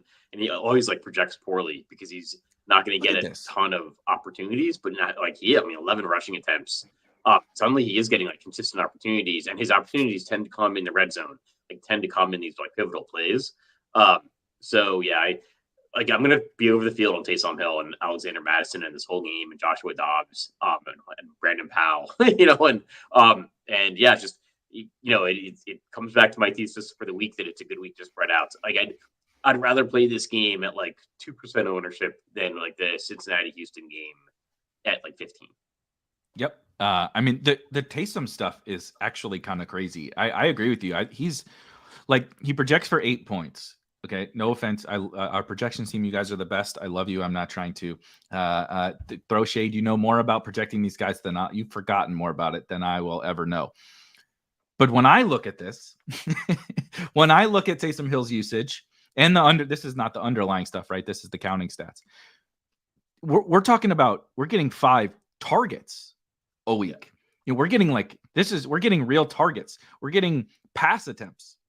We're getting the goal line carries, double digits in carries. The ceiling is doubled. His ceiling is multiple pass attempts, double digit carries, including those at the goal line, and like 5 or 6 targets. That is amazing for a tight end. I love, even I know he's chalk. Like I'm willing to eat the Trey McBride chalk or whatever, but like even I can't pipe dream about this kind of usage for Trey McBride. You're just hoping, for a touchdown or whatever. And so Taysom, I feel like is the whole industry. I don't think we can wrap our heads around Taysom Hill. I mean, I don't think anybody can, because he's a unicorn. He's a very weird type player. And I just feel like it's been clearly the last like 3-4 weeks, it's been a huge opportunity and I haven't taken it enough. So I think he's very much in play for tournaments. And we talked about running back being bad. Dude, tight end is woeful. Tight end is horrible. Like I hate basically every tight end. So give me a Taysom Hill that can score 20 plus. Yeah, I'm in for tournaments. Yeah, and he's priced up a little bit, but it's not prohibitive if he's getting a couple touchdowns. Like if he's getting a passing touchdown and a rushing touchdown, 5,100 is not a bad price to be paying for your tight end. I think he's pretty priced up on FanDuel. I think even more than that, like maybe 7,000. Yeah, he's the second most expensive tight end on the board.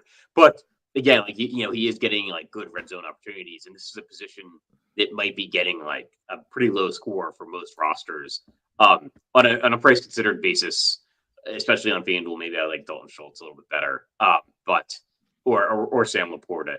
But yeah, still like he's putting out outlier scores, which is at a position that doesn't see a lot of them. I totally agree. Anthony, we have talked about quite a few running backs. I would rewind just a smidge, but I will hit a handful of these. I think I have DraftKings up here, so we're sorted by projected ownership.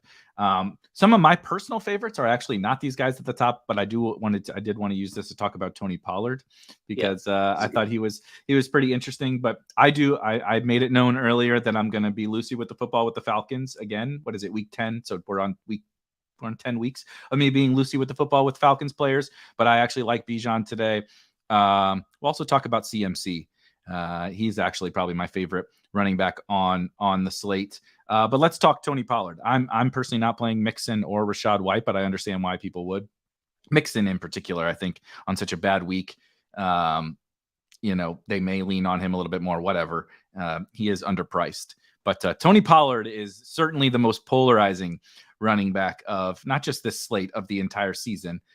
Smashing with Zeke last year. Zeke was playing and Tony Pollard was scoring 25 fantasy points, and now we remove him, and Tony Pollard can't do anything.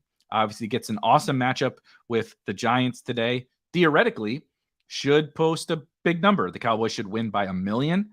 And you would think that Pollard would be involved in that. However, we've thought that a lot. We've thought that a lot this year, that if they're going to win, Tony Pollard is going to post big fantasy scores, and it hasn't happened yet. Is this the week? And what are you doing with Tony Pollard? I actually do like Tony Pollard. I think it's one of my favorite plays on the slate. It's one of those things that it seems so obvious that we went like 45 minutes to an hour before mentioning him. But like the Cowboys defense, like I love to get different at defense. I love to get off the chalk. I'm going to be playing a good amount of Tony Pollard and the Cowboys defense today, just because the Giants are falling apart somewhat. They've down to Tommy DeVito at quarterback. I think he's taken 8 sacks in not yet a game. And the offensive line's been having injury issues, and maybe some of the offensive line stuff's getting a little bit better, but it's still Tommy DeVito. This is a bad situation for the Giants. The game line reflects that. And if the Cowboys are thinking, Tony Pollard's been kind of up and down, let's really get him going, this is the game to do that. And it could be some short fields. My biggest concern with Tony Pollard is probably not that he's not good, not that he's gonna is that he might be sharing the workload as a result of a blowout. And we get asked about blowouts all the time. Are you concerned about the blowout? And usually well, no. And I'll say, the same thing remains true. If there's a blowout, they had to put up a good number of points to get that blowout. But this week I'm seeing those points coming from Tony Pollard and the Cowboys defense. I don't see why they would be throwing the ball all around the field. Last week against Philadelphia, it made sense to we got to go to CeeDee Lamb. We got to keep pace with this Eagles offense, and that's what you'd want to do is Dak to CeeDee Lamb. This week, I don't think they're necessarily worried about Tommy DeVito putting up a ton of points on them. So maybe this is the week that really maybe 3/4 of Tony Pollard is enough this week, and then you get to Rico Dowdle. Yep. If you're going to blow someone out, you had to have scored 28 plus points, 24 plus points. And so you would assume that as long as the Cowboys defense doesn't score every time that they're on the field, that you're going to get plenty of scoring opportunity. I think the blowout stuff is one of the most overrated parts in all of DFS. Every single sport, a little bit less so for say NBA, because it limits it limits a huge portion of your production, and there is no 7-point play, right? There is no 20-point. You can't have an 80-yard touchdown in the NBA. So those 8 minutes in the fourth quarter matter a little bit more. But still, I think that generally speaking, the blowouts are massively overrated. My only issue isn't the right word with Tony Pollard, but it is actually that I prefer Christian McCaffrey. If I'm spending up now, he's obviously more expensive. We're talking about a different price point, but there is no such thing as any of those concerns for Christian McCaffrey. There are no concerns with anybody else getting the ball in the backfield with San Francisco. They're at full strength. You could argue Debo hurts him. I think they're awesome. I think their offense being awesome is more than offsets any 3 Debo Samuel carries or whatever. I don't care about that. I think that a shout out to our good friend Pat Corain from Legendary Upside and Chip Chasing, and a winner of Best Ball Mania last year. He mentioned some interesting stats with the Jags where they have not given up tons of defensive production, in particular in the running game, but they really haven't played any good rushing offenses. Not any, but you know what I mean. That certainly not a Shanahan, Christian McCaffrey led offense off of a bye. And they are 30th in the NFL in success rate against the run, and a myriad of other similar success rate and EPA type plays. They really don't get pressure. I think the 49ers are just going to score a bunch of points. And I like Tony Pollard as well. And Tony Pollard, Cowboys defense looks great to me. It's just if I'm spending up, I actually prefer Christian McCaffrey a little bit. Also at a little bit lesser ownership and maybe a more fun game where like I can just already envision it being halftime and it's 24-0 Cowboys and they have a defensive touchdown and frickin', Peyton Hendershot scored a touchdown and whatever. And you're like, oh no, not this again. No, they're going to win 35-0 and Pollard's going to score 12 fantasy points. I'm not like overly worried about that, but I think it is something. Yeah. Just really quickly on the Giants thing. I think it's important to outline how bad this is. This isn't just like when the Raiders lost Jimmy G and you go to Aiden O'Connell, it's like, Aiden O'Connell's probably really not that much worse than Jimmy Garoppolo, right? Like maybe a smidge worse, right? Kirk Cousins goes down. They went to Jaron Hall. Now they're at Josh Dobbs. Josh Dobbs is like not that much worse than Kirk Cousins. Tommy DeVito was a bad college quarterback at Syracuse, like genuinely bad. Didn't win at Syracuse, didn't put up production at Syracuse. He's not good. Like it's bad. Now he's in a spot where he's significantly worse than Daniel Jones and Tyrod Taylor, who were not good themselves and could not lead this offense to score points. I don't really know how they score today. I don't really know like how Tommy DeVito like completes passes. Like it is that bad. Like it is really that bad. Like it's hard to even wrap your head around. Yeah. So I mean, I think they opened the week with like an 11-point implied point total, and it's gone down, which is insane. You don't see like 17-point spreads and like 10.5 implied point totals a lot. As I actually wanted to touch on the Christian McCaffrey thing, like he's like you can always play Christian McCaffrey, but it's a $1,900 price difference on DraftKings where you have like the $3,000 wide receivers you can play. On FanDuel, it is a $2,700 price difference between McCaffrey and Pollard, where you don't necessarily have those like 3,000 wide receivers. So it's tough, just much tougher to get up to them on FanDuel. Not that you can't, like you can always play Christian McCaffrey, and like the game of where do the 49ers get their 30 points is always one you can play and is worth playing. But it's a much like bigger salary sacrifice on FanDuel, I think, than on DraftKings.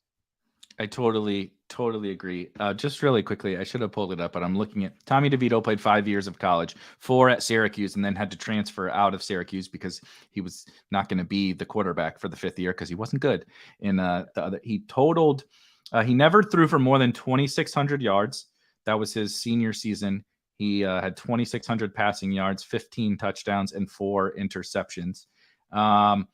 He had 43 total touchdowns in 5 seasons. In college. It doesn't seem very good. It's just bad. It's bad for the Giants. Yeah. And as you said, I could not possibly be more in lockstep with you, like on the defense stuff. It's like, am I really going to play? Like last week, Giants defense was chalk. A horrible defense was chalk against a bad offense, to be fair. But just because they were 2,300, right? It helped you get whatever you needed in your lineup. They projected well, blah, blah, blah. It's like, do I want to play that? No, I don't really want to be in the business of playing horrible defenses that are chalk. I actually am not having a lot of problems getting up to the Cowboys, even on DraftKings at 4,400. That seems crazy to say, but I'm really not having and I don't even have Trenton Irwin or whatever in my lineup. And I feel really comfortable with the team that I'm putting out there with the Cowboys defense. And so I'm just playing them, man. I get it. $4,400 chalk defense next week. We'll come back and they're going to score 8 fantasy points and I'm going to laugh. Everybody's going to laugh at me, but I think it's too good and I can fit them too easily. Yeah, exactly. So I will say that I do have a rule and I don't usually set rules like this. And actually just touching on DeVito, like I think there probably will be some games coming up where like where we can play Tommy DeVito. This just isn't it against the Cowboys defense. Against the Commanders, I don't know the exact NFC East schedule. But that 4,700 or whatever Tommy DeVito against the Commanders defense might be something we're considering in future weeks. It's not in Dallas against next the week. Cowboys defense. Next week, literally next week. Next week, yeah. All right, man. I'm at King of the Beach. All right, now we know. Tommy DeVito for all the money at King of the Beach. I love it. But yeah, in any case, yeah. So I do have a rule that I'm only going to be playing one of like the Bengals stack and the Cowboys defense, because I think that's just going to be like such a common roster. It's going to be like Joe Burrow, Joe Mixon, which I don't know makes sense, and then the Cowboys defense. because you can get there like pretty easily, like relative to a lot of weeks where we're like kind of struggling to get in the most expensive defense. So like I would just avoid that combination together of like Joe Burrow, Joe Mixon, and the Cowboys defense. It's a great cash game play, and maybe this is the week that like the cash game lineup like ships the millie maker. But I think it's going to be a very highly owned defense or a highly owned combination.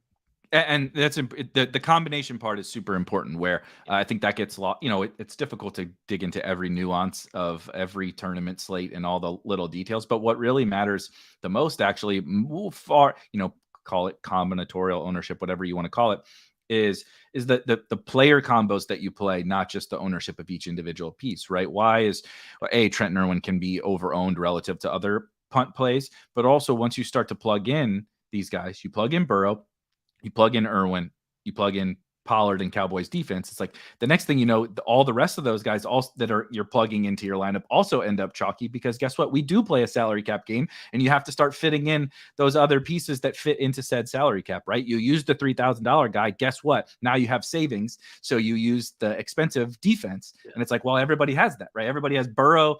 All the Cowboys teams also have Irwin, right? And all the Burrow teams also have this. And it's like the next thing you know, not only is your ownership collectively high across your team, every team looks the same that you just built there. And I think that's extremely important to every week, of course, but this week in particular. One way that I'm really fascinated to get away from it, and a game that we haven't talked about, two games that we haven't talked about that we need to talk about, the two maybe most exciting games for tournaments for me personally. Let's do Lions Chargers first, and then I want to make sure we hit Seahawks Commanders, because those are my two the most interesting games, at least for scoring on this slate, I think, for me. And the only problem, as everyone can probably see, with Lions Chargers is that everybody in the damn game is priced through the roof. And so you do have that problem of, I like all these guys, right? No Josh Palmer, no Mike Williams, consolidate some things on the Chargers side. David Montgomery back is not awesome, but Amon-Ra looks good. Laporta looks good. The problem is they're all very expensive. So how are you kind of digesting this game? How are you fitting these teams into your portfolio? Well, yeah, I mean, we just went over the 3,000 wide receivers, in the first 25 minutes of the show. So I think you can get to this game. I actually like the idea of fitting in the 3,000 wide receivers, and you don't need to use Trenton Irwin with Joe Burrow. You can use Trenton Irwin with Jared Goff. Yep. This is the highest point total game of the slate. So yeah, we probably should be considering it. It's just something that doesn't jump off the page with projections, because projections are looking at median outcomes. But yeah, this is a game it is surprising that we've got Amon-Ra St. Brown, Justin Herbert, Austin Eckler, Keenan Allen, Sam Laporta, and none of these people are talking about this game, just because from a median perspective, it doesn't jump off the page in terms of opportunities. This is a game where guys are actually getting healthier, right? Jahmyr Gibbs and David Montgomery are coming back, and so that's why it doesn't jump off the page in terms of projections. But I'm probably avoiding the running back situation, but it's a place that could burn you, right? Because maybe Jahmyr Gibbs is taking control of the backfield, so. Yeah, I don't know. I think I want to be over the field on this game, especially in my 150 set. I think it is a totally reasonable game to play in single entry. It's going to see so low ownership in single entry, but it's the highest point total of the game. Why wouldn't you just play Jared Goff, Amon-Ra St. Brown? You can run it back to Keenan Allen or Austin Eckler. You probably can't do both, but probably both aren't going to hit. Throw Sam Laporta in as your tight end, and then start using your Brandon Powell, Trent Irwin, Kyle Phillips. Yep. Well, wherever you need to, Devin Singletary, 4,700 running back. I'd rather take the cheaper pieces, or a handful of the cheaper pieces from the other games and use them for this game and spend up, and be pretty different from the field.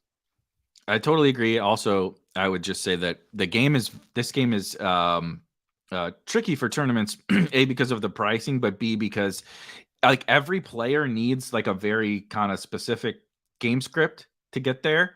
I think Keenan and Eckler are largely the same, but the Chargers, what you need from the Chargers, particularly for Eckler and Keenan to really pay off, probably more so true for Eckler.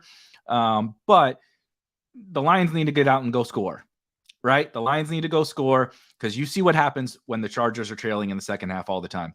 That's 20 Keenan Allen targets, 11 Eckler catches, right? And like these guys go nuts. But then it's a little difficult on the Lions side because I think if they could choose exactly how they want to win games, it's not 40 Jared Goff pass attempts, right? It is flowing through their running game. Now, you do get like it's so consolidated in their passing game. It's absolutely insane, right? Amon-Ra and Laporta are going to get all the targets basically that Gibbs doesn't get, a sprinkle here of Jameson Williams or whatever. But like it's so consolidated on both sides that if you do start to get shooting out back and forth, it's like that's the dream. And you used, like you said, you use those punts to go get this scenario where Amon-Ra goes 10 for 120 and 2, which forces Eckler, right? Which forces Eckler to get 14 targets or whatever. And the ceilings are so tied together based on the game script that I think that this one makes an absolute ton of sense. The other one I do want to touch on really quickly before we get out of here, because this is probably my favorite game. I know you mentioned earlier that the Bucs defense has surpassed the Commanders in terms of giving up the most passing yardage. I think that might flip this week and go back to the Washington side of things, because I really think this is just like the perfect spot for Seattle to get it together on offense. They've gotten healthier. They have not been able to connect with Metcalf, Lockett, JSN getting better, but we know Washington's defense is absolutely putrid. We know Washington can't really run the ball, so they have been forced to throw a ton, which is great for our game environment. And everybody is cheap here, man. Like, if you would have told me I could come into and stack this game up and like, dude, do you want Eckler? Do you want Pollard in the Cowboys defense? Like, you can do it with this game. And so that's a large focus for me. What do you think about Commanders Seahawks? Yeah, if I'm willing to play Tommy DeVito against the Commanders defense, I'm willing to play Geno Smith, right? And DK Metcalf. I think it's a great spot to go. I do kind of expect, I live in the DC area, Northern Virginia. I kind of expect the Commanders to fall apart as the season goes along, especially on defense. And so I do like this game. I actually don't mind the Sam Howell side either. If this game is going to really exceed its point total and be the game you had to have, you probably need the Commanders putting up some points on the other side. And so Sam Howell, is going to be a much lower owned option than Geno Smith. But I like Geno as well. They've had some bad matchups. And so Geno's price has kind of been dropping. He's kind of, been out of sight, out of mind, just because, they're not popping off, with these huge game totals. But the Commanders defense is one you probably want to be picking on, as now and as the season goes along. So yeah, I do like this game. And Geno, like I said, no reason he should be the 14th most expensive quarterback on FanDuel. That's crazy. Agreed. I think this is such a great summary here as we bring in the crunch time folks here. Mac Jones, having played the Mac Jones, Pop Douglas, Jalen Reagor led Patriots last week, I think is changing the outlook on Washington defense, Seattle, and everything. If we were willing to play Pop Douglas at 40% ownership last week, I think we should be okay with DK Metcalf and Tyler Lockett and those guys in this spot. Before we pass it over to Brit and TJ here, I have to make sure that I get the hot take, not the hot take that we said earlier, which is fade everything we mentioned with the Bengals and Gus Edwards. But John, what are we flag planting? What's the big thing today that a lot of options, but that you think is going to take down a tournament? Yeah, I'm going to go with the same hot take I used on the expert survey, but third week in a row that Joshua Dobbs gets 2 passing touchdowns and 1 rushing touchdown. I don't know. He didn't even start the season with the preseason with the Cardinals. I think he's with the Steelers. Then went to the Cardinals, did well, better than expected there. Went to Minnesota, better than expected there. I don't know. Maybe he's just good. I don't know. I'm going to be over the field on Joshua Dobbs. I think he's a good NFL quarterback, indoors environment. So yeah, 2 passing touchdowns, 1 rushing touchdown. I love it. I will just add on my Seahawks love. I'm going back to DK Metcalf yet again. Last year led the NFL in end zone targets, and spoiler, is doing so again this season. He leads the NFL in end zone targets again. That has got him a whole bag of nothing. in terms of production this season because the Seahawks have been terrible. But if there's ever a spot for that to flip and the old positive regression to come through, I think it's today. 102 for DK Metcalf, and we're gonna be counting all of our money. But Brit, what else kind of money are we making today? What are you locked in on? So we got I know I'm a little under the weather, but I'm pulling through for everybody here on crunch time today. I know you just got to that Washington-Seattle game. I'm completely on the Washington side of this game. So I got Washington. Love it. I got him at +6.5. I like Sam Howell. His completions is 23.5. I mean, this is such a low number for an offense that's passing every down. I put a future on Sam Howell if you're a Scores and Odds subscriber for most passing yards in the league. I think it was around +1,200. You can go get that. And I just like this Washington pass game today. They're giving up on the run. Howell's slinging it. They got good targets. They're healthy. What's not to like from Sam Howell and the Commanders today? I love it. I'm a big Sam Howell guy, so any of that hype, I am here for it. TJ, what's the hot take today? What's your big lead in, and then we'll pass it off to you guys. DeAndre Hopkins is going to have another 100-yard, 3-touchdown game today. Oh no. That's bad. That's bad for my DFS teams, and it's bad because I don't want to hear Soccer Dave talk about the Titans after another big game from Will Levis and DeAndre Hopkins.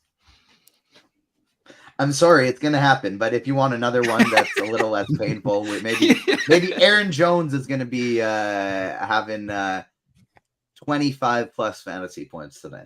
Aaron Jones rushing attempt prop is 12.5. I'll go get that, by the way.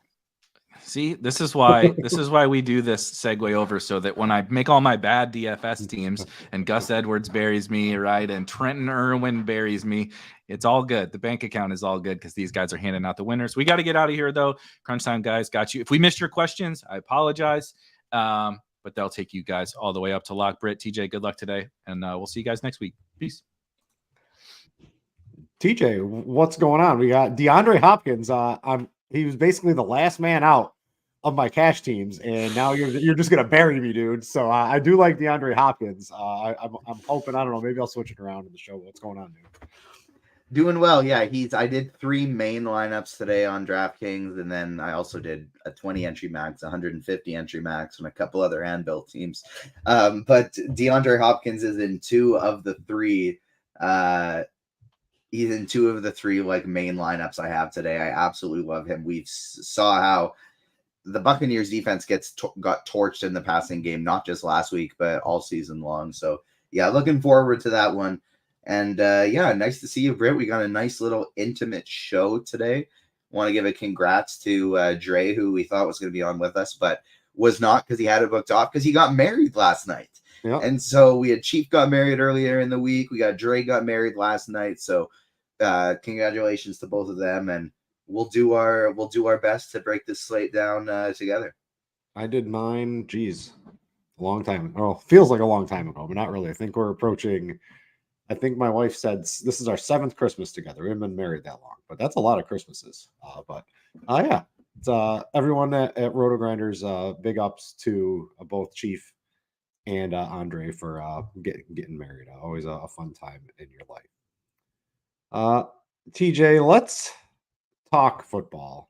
And first, they've gone over this on all the other shows, but we have new people cycling all the time through all the shows here.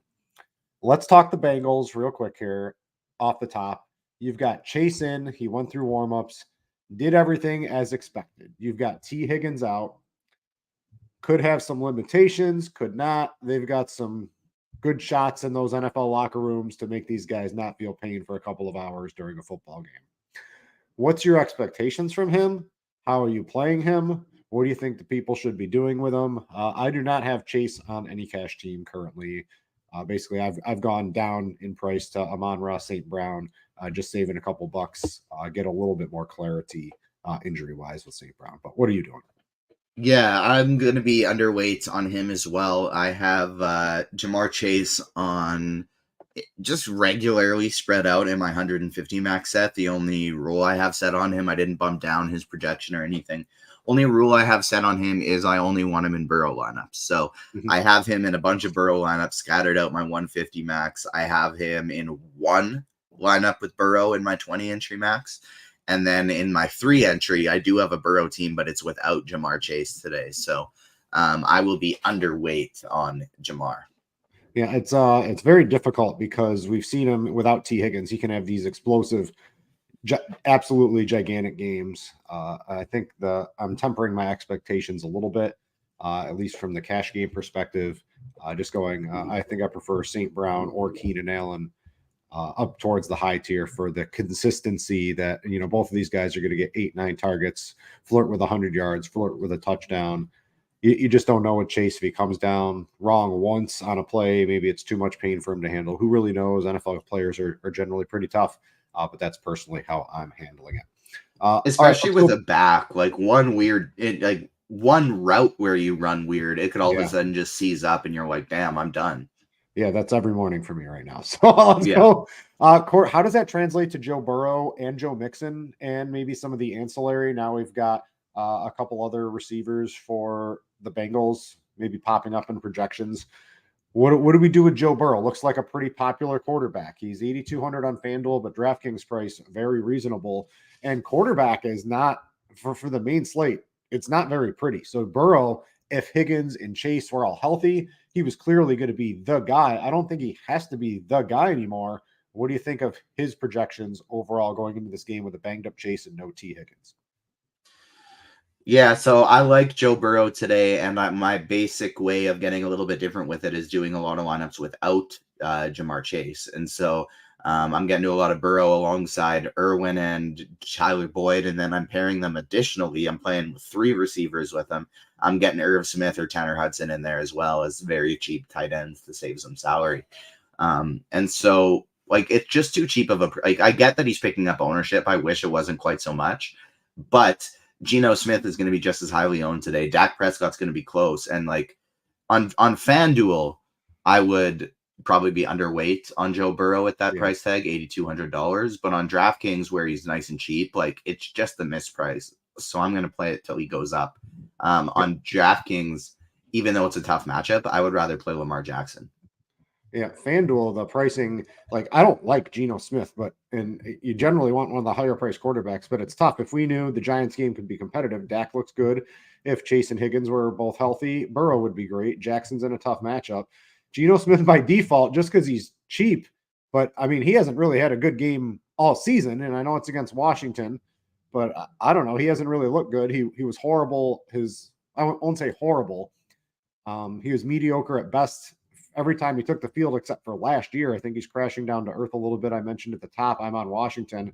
Is this price tag on FanDuel? Are you doing MME or tournaments on FanDuel, or are you mainly playing on DraftKings? Because this price on FanDuel, I'm staring at Geno Smith as my cash game quarterback simply due to price. I'd like to get to a guy like Brock Purdy. I can't make it work. And the top end is just a little too high for me on FanDuel. Just a very difficult decision over there. Yeah, I think on FanDuel there's what's up, Alex? How you doing? Hey TJ, how are you?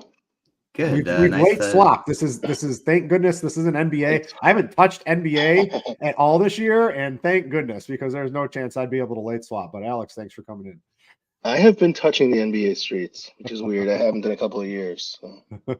So. I got lucky last night. I played 20 lineups and none of them had Markelle Fultz, and so it ended up being a nice I think 8x day in the NBA streets. Injuries went for you for the first time in history, it feels like, right? Yeah, exactly. So important to remember those. I had such a great day in NBA yesterday. I have no idea what you're talking about. Anyway, Alex, welcome to the show. Let's just kind of get your thoughts here. We're talking real quick at the top. We've got to start getting through some quarterbacks here. What's your take on the Bengals, Joe Burrow, Ja'Marr Chase? How are you handling that? In single entry, I'm not playing the Burrow stack, but I am playing Chase as a one-off. I'm definitely fading Joe Mixon. Playing in my 20 lineups, I think I have 4 Burrow Chase lineups with Irwin in, I think, 3 of them as a bigger stack. And I'm actually all out fading Mixon, not because I don't think Mixon is a good play. I just think there are a lot of running back plays on this slate. I don't have to spend on a 28%. For the 28% running back, I've got to spend almost half my lineups to get overweight, and I just don't really feel comfortable with that. Yeah, who are you subbing in for him for Mixon? The Rashad Whites, Are you playing more Pollard? I guess we're So getting a little bit off the board here, but what are you doing if you've I'm got that really strong of a zeroed in mix? on I'm zeroed in on the Cardinal stacks. So running it back with Bijan is pretty easy. Running it back, and then of course, I think Pollard's obviously. If I'm going to spend a lot on ownership, because ownership is a cost, I'm going to spend it on Pollard instead of Mixon. All right, let's go back to quarterback. TJ, what does the rest of your set look like? Maybe on DraftKings. What's your Burrow percentage? Then what's everyone else look like for cash? I'm flirting with Brock Purdy, Joe Burrow. I think the Brock Purdy lineup I have looks pretty good for everything else that I want today. So I might just roll with that. He's got all his weapons back going up against the pass funnel in Jacksonville. That looks reasonably okay to me on a slate where you don't really want to, really want to roster any quarterback at their price tag. So what does it look like for you in tournaments, TJ? I'll touch on the FanDuel thing in tournaments quick because I agree with you. Geno Smith totally fine in cash games today, but I would probably all out fade him on FanDuel at that ownership for tournaments. And there's so many guys around him that I like. Will Levis, Derek Carr if you need to go cheaper, Taylor Heineke I don't mind for 100 more, but Lawrence for 200 more, love. Howell for 300 more, love. And then Murray for 600 more is one of my favorite plays on the slate, same as Santi. And so I would probably fully fade Geno Smith in tournaments on FanDuel. And then on DraftKings for tournaments, Kyler Murray, I'm on the same page as Santi as my highest owned guy. I have him in about 25% of my MME lineups, and then he's my main guy in single entry today. Second is Joe Burrow. I'm going the kind of similar thought process, but opposite approach of Santi on that one. He's going Chase as a one-off, but no Burrow. I'm going a lot of Burrow stacks, but not much Chase. And so I just looked at my FanDuel lineup, and FanDuel I am going Burrow Chase because the way pricing is, I mean, what am I going to say $500 for? So yeah, just to correct that. And then love Will Levis. He's actually my third highest owned quarterback today. Passing offenses have torched the Buccaneers pass defense all year long. Lamar Jackson, Joshua Dobbs, Trevor Lawrence, Geno Smith, Derek Carr, Sam Howell, Baker Mayfield, Taylor Heineke. That's the total sum of my pool. All right. Alex, what about the rest of your pool for quarterbacks? I think Brock is one of those guys you can't make a bad lineup with Brock Purdy. If you've tried to make a bad lineup with Brock Purdy, I don't know. I'd like to see your skills because it's really hard to make a bad Brock Purdy lineup. There's so many 49ers that pop up in the Sims, so many 49ers pop up in the Optimals. Brandon Ayuk looks good. Deebo Samuel is good. You could stack him with CMC. You could go naked with him and run back and Evan Ingram and get whoever you want in your lineups. I don't like running Brock Purdy naked, but you can do it. You're allowed to do it. He's so cheap. One guy we didn't touch on, and I don't think it's a terrible play if you want to save money, especially on DraftKings, is Baker Mayfield. I just got one Baker in there, but we talk about Tennessee as a pass funnel defense all the time. DeAndre Hopkins is catching a lot of ownership. If I'm going to play, Hopkins with that much ownership and the volatility that just comes with that, or with that offense, and I think that game's going to be a volatile game. I could have some Baker in there instead of playing. I forget the Titans quarterback name right now. You just mentioned him. Levis. So that's pretty much the only places where I'm looking. I think Jared Goff is fine. Justin Herbert's fine. CJ Stroud can have obviously a monster game.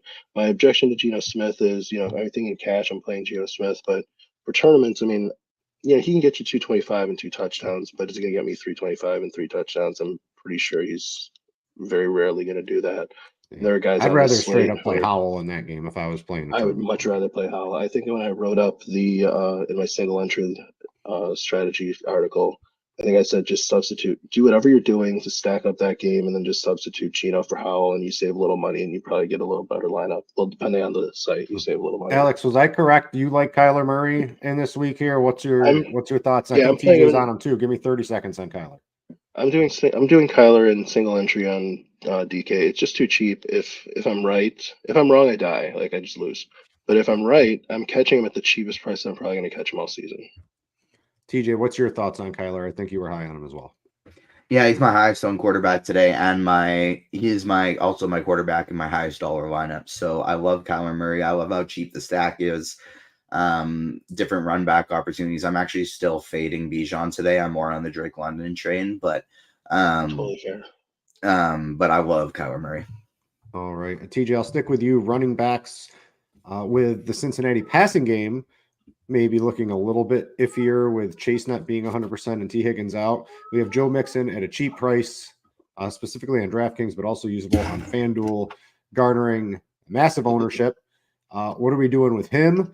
If you are or aren't playing him, what could you do to use somebody else in that price range as a swerve? And then what else are you doing with some of these higher owned running backs, TJ? I have a little bit Mixon, but he is my second lowest owned running back. So I have just like I have about half the field on him. My highest owned guy today is going to be Aaron Jones. Absolutely love him. I don't really get why he's going so overlooked this week.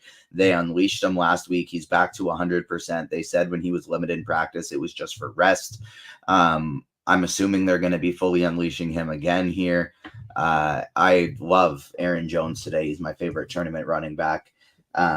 Christian McCaffrey is number 2 for me. Travis Etienne is number 3. Austin Eckler is number 4, and I all have them within like 2% of each other.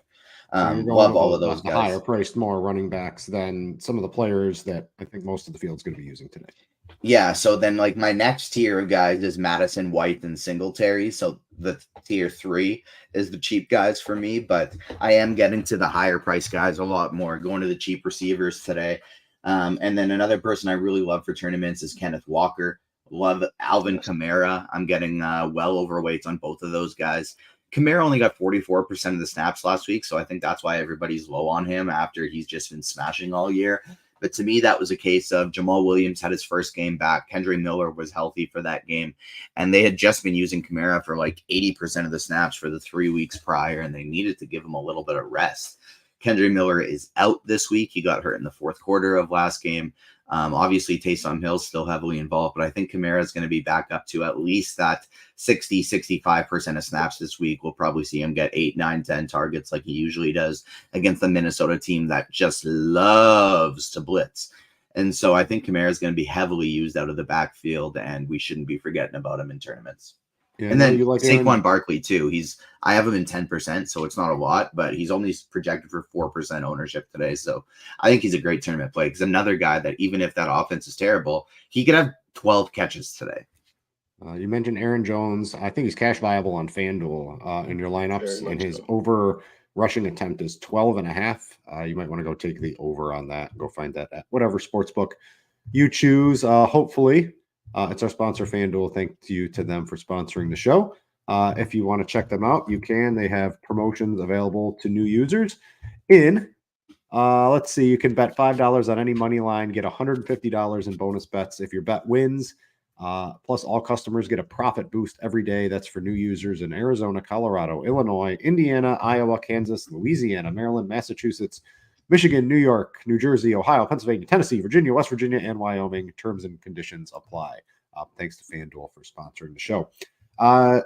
Alex, running back. Let's talk Bijan. It seems like you were probably on him.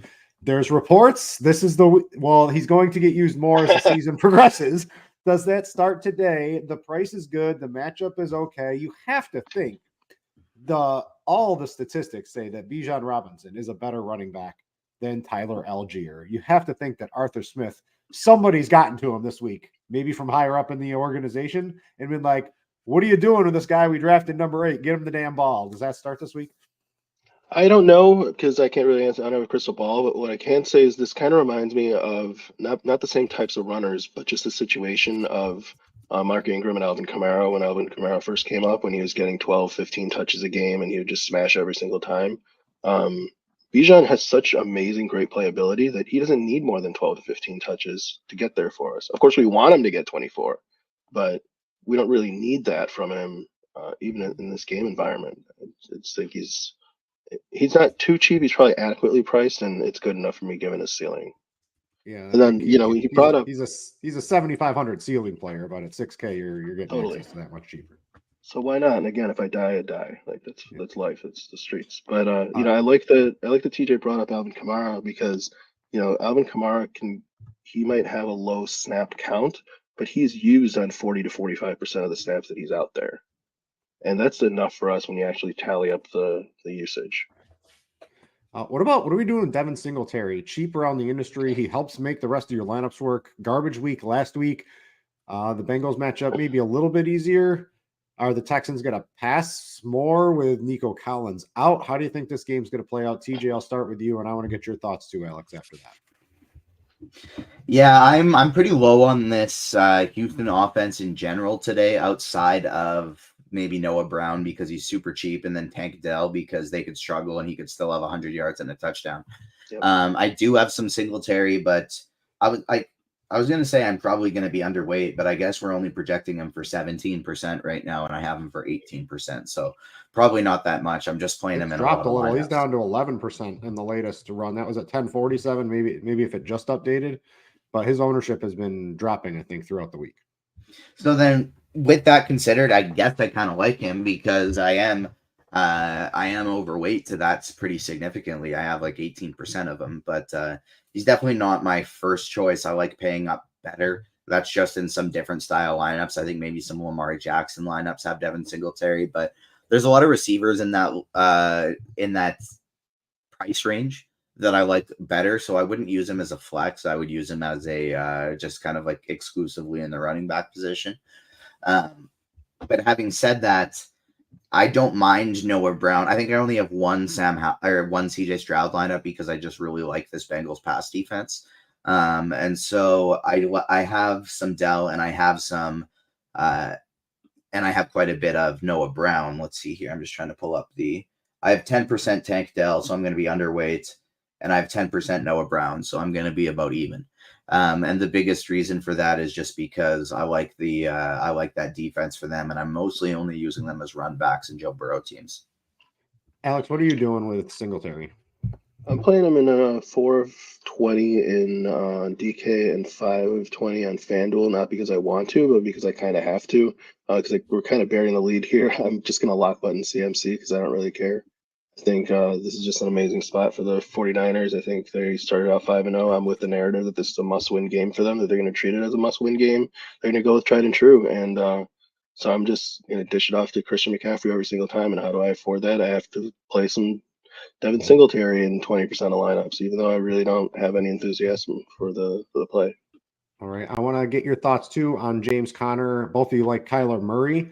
How many Kyler Murray, we're going to get to receivers and tight ends. We're playing Marquise Brown and we're playing the tight end in Arizona. Can we play Conner as well? He's cheap. He's coming back. I think he's going to have basically a full workload. And with DeMercado out, I mean, legitimately could play 75, 80% of the snaps, in my opinion, today. I think, the thing with James Conner is you can play Murray and Conner together and scoop up all the touchdowns. I just don't think you're going to get more than 3 touchdowns out of the two of them put together. So I'm planting my flag in Murray. I totally understand the Conner play. TJ, what are you doing with him?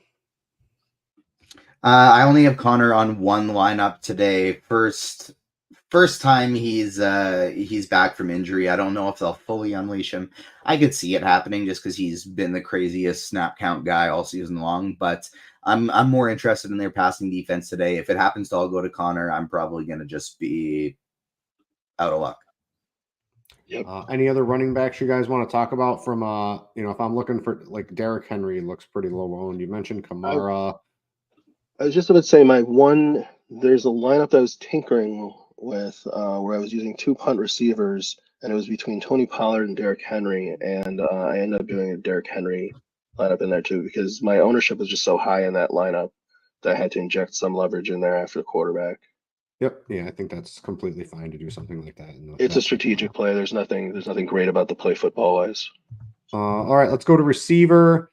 You talked a little Tank Dell, TJ. He's coming in as our highest projected owned wide receiver, along with Marquise Brown. Jamar Chase still hanging in there towards the top. Tyler Boyd, Amon-Ra St. Brown. Typically, I don't know, 3 of the top 5 will fail in a given week.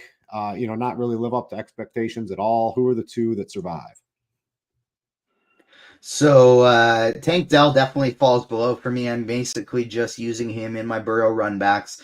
I got 5 guys today up top or the mid tier that I like quite a bit. Marquise Brown, Tyler Boyd, DeAndre Hopkins, DK Metcalf, Amon-Ra St. Brown. Those are going to be my 5 highest owned guys today. Next group is some cheapies, Rondale Moore and Trenton Irwin. I'm getting a lot of today. I love Tyler Lockett and Keenan Allen in tournaments. And then Kyle Phillips is somebody I'm looking to take a lot of cheap shots on in tournaments, along with Rashid Shaheed. And then Deontay Johnson is kind of, I do worry about his ceiling, but I think he's got a really awesome floor for this one. Yeah, from a cash game perspective, I do like Tank Dell, Marquise Brown, Amon-Ra St. Brown. I don't know. They might be my like every site I play. Those might be like my combination of receivers. I like those. You can probably get DeAndre Hopkins in there too. I know TJ's high on him. He's probably like 4th for me out of those 3, but I would have no problem if you're playing DeAndre Hopkins. I think he should have a reasonably good game. What are you doing, Alex, in terms of receiver? The ownership on a guy like Tank Dell had the spike week last week when they threw for a bajillion yards. Nico Collins is out now. In theory, they might have to pass a little bit more against Cincinnati if they're behind. How are you handling him as the highest owned wide receiver? I was on Dell all week in my show lineups and my writings, but I think with Robert Woods back, like that just takes up a little bit of volume, and he's not an immense volume guy as it is. Like, I mean, he had the 11, I think, last week, but we've seen some 4s and 3s, and we saw 7 in there, so he's not a guaranteed volume target monster. Noah Brown gets a lot of the short stuff. I think his ADOT's like 7. I almost said 7 miles an hour in baseball mode. It's about 7.6 yards. So he'll get the short stuff and he'll get some yards after the catch. I'm not playing Robert Woods. I'm just saying that the Woods stuff, along with the defense, like it just kind of tipped the scales and it tipped me over the edge away from Dell. What's your highest owned wide receiver right now? Jamar Chase. I think even though I'm not playing Burrow, I'm doing the Chase one-offs, and he's so high owned. The Sims had him at like 40% exposure. Everything is saying to go overweight on Chase, and I think the guy I'm most scared of fading right now is I'm not fading him, but I'm very underweight on him is Amon-Ra St. Brown, because that Chargers defense is just pretty pathetic. They can get sacks and turnovers, but man, they give up a lot of yards in the process. So I'm a little scared to not have more Amon-Ra St. Brown. If he gets 24 and a half, right? Is that can you overcome that? I mean, it's a spot there's a spot for him to get 32 or 35. Why not this spot? Yeah, this is a really good spot. So I like his projection. He's so safe and secure in his targets, and if they have to pass it all, it's definitely going to him in this game. I can almost guarantee that. So I do like Amon-Ra St. Brown. He's certainly he leads my receivers I want in cash games personally. And we can't leave off Trenton Irwin, whether or not you're stacking the Bengals. It's just such a punt. It's such an easy punt. I think it's 4,800 on FanDuel and 3,000 on DraftKings. You can really fit him in and do whatever you want. If you want to play the crazy Cowboys defense, you can even do that. Yep. I always like to throw in some sub 10% owned guys. TJ, anyone that's low owned that you would want to maybe plant a flag on today? Rondale Moore, Kyle Phillips are 2 guys I'm getting a lot of. And then maybe let's also throw in Keenan Allen is projected for like 4% ownership right now. So that's somebody I really love at low ownership. Yeah, I'm just looking. Keenan Allen stands out to me. I like Calvin Ridley probably. You could play a Debo for sure. I do like Purdy. Purdy is a quarterback I'm trying to use. He just has so many weapons. When all 3 of them plus McCaffrey are healthy, it gets spread out a little bit. So you probably burn a couple tournament lineups, but if you get the right combination and it goes off, I mean, that's an absolutely deadly combo. Anything for you from the low end, Alex, from a low end wide receiver you'd be looking at? Mine is also Keenan Allen, and I have 2 lineups that have Amon-Ra and Keenan, and with my McCaffrey, and they're kind of gross, but I kind of like them. It's a cheap defense. It's a Washington stack. And it makes it work. I think those 2 can really put up an amazing show, the 2 of them together today. All right. TJ, you good at wide receiver? You want to go to tight end? Yeah. All right. So we've got Trey McBride drawing big ownership. TJ Hawkinson, I don't know. What is he? He's going to be used a little less than normal, but in high leverage situations, he'll be out there, right? So I don't know. I'm probably knocking him down a tier. And then you have Josh Dobbs instead of Kirk Cousins. So McBride at 3,500 and 5,100 on FanDuel. It makes a lot of things work. He looks like he's going to be the highest owned tight end on both sites. What are we doing with him? Maybe Laporta is getting in there on FanDuel. I still think the 5,100 on FanDuel is going to draw a lot of people to McBride. It just lets you get the other players that you want. What's your take on him? Higher, over, under, and then what are you doing with some of the other tight ends? I am overweight on Trey. Sorry, I wasn't sure if that was to me or Santi. I was distracted. I was distracted by chat for a second. But Trey McBride, I will be overweight on today just because I'm getting so much Kyler Murray. Love me some Trey McBride. That he's not only the opportunity there, but he's talented as well. And so he's getting a quarterback upgrade. I love it. Chikokongwo strictly in my Will Levis stacks. Logan Thomas is somebody I like a lot today. TJ Hawkinson, I'm getting to a lot. And then Sam Laporta as kind of like an Austin Eckler to stack up with Eckler or Keenan Allen as a pivot off of St. Brown is in some of my lineups as well. Mostly, though, it's just whoever is with my quarterback. It's McBride with my Murray teams. It's Okonkwo with my Levis teams. It's Thomas with my Howell, Hawkinson with my Dobbs, Mark Andrews with my Lamar Jackson, et cetera, et cetera, et cetera. Alex, what do you think of tight end? The ownership on McBride, is it deserved? Had a little bit of a stinker last week when everyone was using him, but that was Clayton Tune at quarterback. Now he's getting the double upgrade from Tune to Dobbs to Kyler Murray back. What are we doing with McBride? The McBride ownership is really, for me, I just want to correlate him to offset the ownership. I want to correlate him with Murray, so I have him in my Murray stacks. I don't have any Hawkinson because I'm not playing Dobbs or Carr. Schultz, I have in a Stroud lineup. I have Laporta in a little game stack with Keenan Allen. I've got Evan Engram in a few lineups because I've got so much Christian McCaffrey, and I've got some Brock Purdy. And I've got some Kittle with the Purdy. So I mean, if you just see the pattern. Oh, and I've got some Kyle Pitts as run backs for my Kyler Murray stacks because where I'm not playing Bijan, I'm kind of playing Pitts. And you can throw Jonnu in there as well. I mean, but it's just the tight end play doesn't have to be a quote great football play. It just has to make sense. I like Ferguson for tournaments from all the years of doing the Millionaire Maker articles. One of the biggest correlations for tight ends is big home favorites. It doesn't really get any of a bigger home favorite than the Cowboys today. And Ferguson has certainly been very active in the end zone. So from a tournament perspective, I like him. Any dart throws? You were on Bellinger. Was that last week or the week before, TJ, as an ultimate dart throw for cheap? We needed the salary. We don't really need it this week. I mean, we have money to spend on the Dallas defense this week if you want to. We'll get to defense in just a second. But any dart throws at tight end you want to throw out there? Jawan Johnson, Tanner Hudson, and Irv Smith. How about anyone on Taysom Hill? Sub 1% ownership? And I do have Taysom Hill, and I like him for tournaments. I was muted. Yeah, I think Taysom Hill is a great play, especially on is he FanDuel or is 51? FanDuel is like 7,000. FanDuel he's 7,000 now, and DraftKings he's 51. And it kind of goes along the Kamara line or the Bijan Robinson line.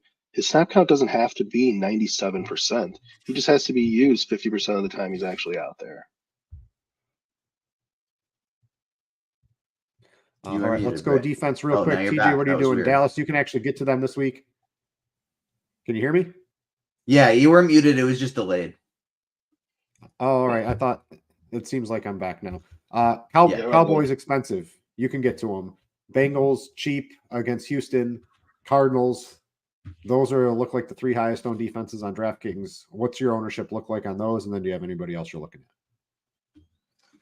So defense today, my highest owned is the Cardinals, followed by the Ravens, Jaguars, Cowboys, Giants, Texans, Bengals, and Steelers, and that is the entirety of my pool, I believe. Alex, what's the defense look like for you? The defense shoots for me. It's really the Chargers up top. There's just going to be so much throwing in that game. They get sacks and turnovers. They're going to give up a lot of yards. They're going to give up sacks and turnovers, and it reeks of a possibility where they give up 24 points. And like the Jets did a couple of weeks ago, they scored 18 fantasy points. I think they can come out with 12 to 15 fantasy points and give up a lot of real life points. The Cowboys, I really want to throw up on this, but I feel it's too easy to play them. Like, even at 4,400, I'm still finding it's too easy to play them. So I'm underweight on them. I'm only playing about 2 or 3 lineups with them. I wanted to fade them all together, but I looked at so many of my lineups and I was like, well, F it, why not? Yeah, most weeks we can't get to the high price defense, but this week we can, which is there's so much to me very strange. It's because we don't have the 9K plus wide receivers, and McCaffrey sure, he's expensive, but he's not like, it's not the absolute best possible matchup where we're all trying to reach to McCaffrey this week. So we have money to spend on defense. Well, and besides Burrow, every quarterback we really want to play they're cheap. is under 6K. The correlating wide receivers with those plays are under 6K. You've got whatever you do at running back, you can spend down on your RB2. Like, it leaves the money aside if you want to play the 4,400 quote smash play. Alex has been mentioning the Sims a lot. You can get access to the beta version of a new NFL lineup building tool, SimLabs Beta. It's free for a limited time. It's a new product that generates DFS lineups through the power of simulation. Combines data from every aspect of the slate to churn out lineups that match your preferences. And in a few clicks, you can have hundreds of well-built, correlated lineups for whatever contest you're playing. Check out the link in our description for more information. There's a Discord SimLabs Beta channel as well. It's free to join that. Head over to that if you want to join the sim revolution going on here at RotoGrinders. All right, going to get to YouTube. It would help if I had YouTube brought up to do some questions. You can also go to the Discord live stream chat in RotoGrinders. I'll go to that real quick, see if we have any questions. Let's see. Mike wants to know, FanDuel Cash. Do you like using two people from the same team in cash? Sure. You're going to have to be a lot more specific on that one, Mike. Falcor wants to know, FanDuel single entry, Aaron Jones or Bijan Robinson? What do we might have? This is pretty tough across the board, I think, for the three of us. I the answer is yes to me, and I like both of them. Anyone have a strong take? I have 30% Aaron Jones and 0% Bijan Robinson. I'm the opposite, but I don't dislike Aaron Jones. We're talking about single entry.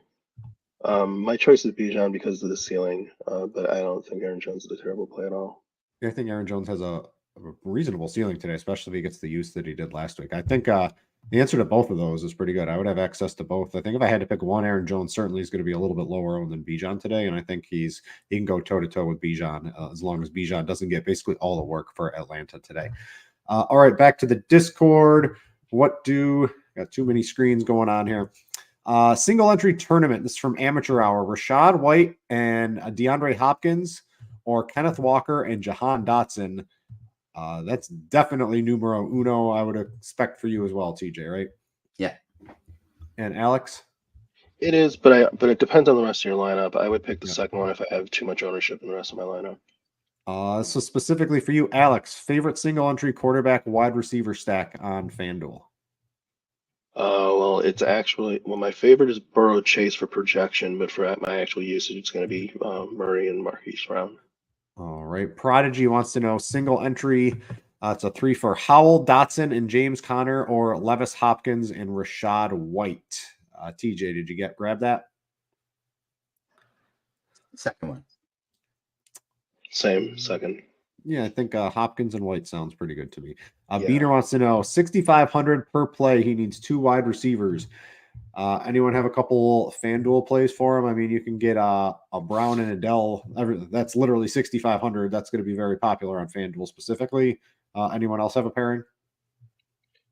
You mentioned you went Hollywood and Dell, right? Is that what you said? Yeah, that's literally the 6,500. Yeah, that's about the 6,500. I mean, Chris Godwin isn't the worst play in the world, but just don't watch. All right, let's go to the YouTube. Bijan or Rashad White. So that's on DraftKings. White's 5,800 and Bijan is 6,000. If salary wasn't a thing, TJ, who would you play today?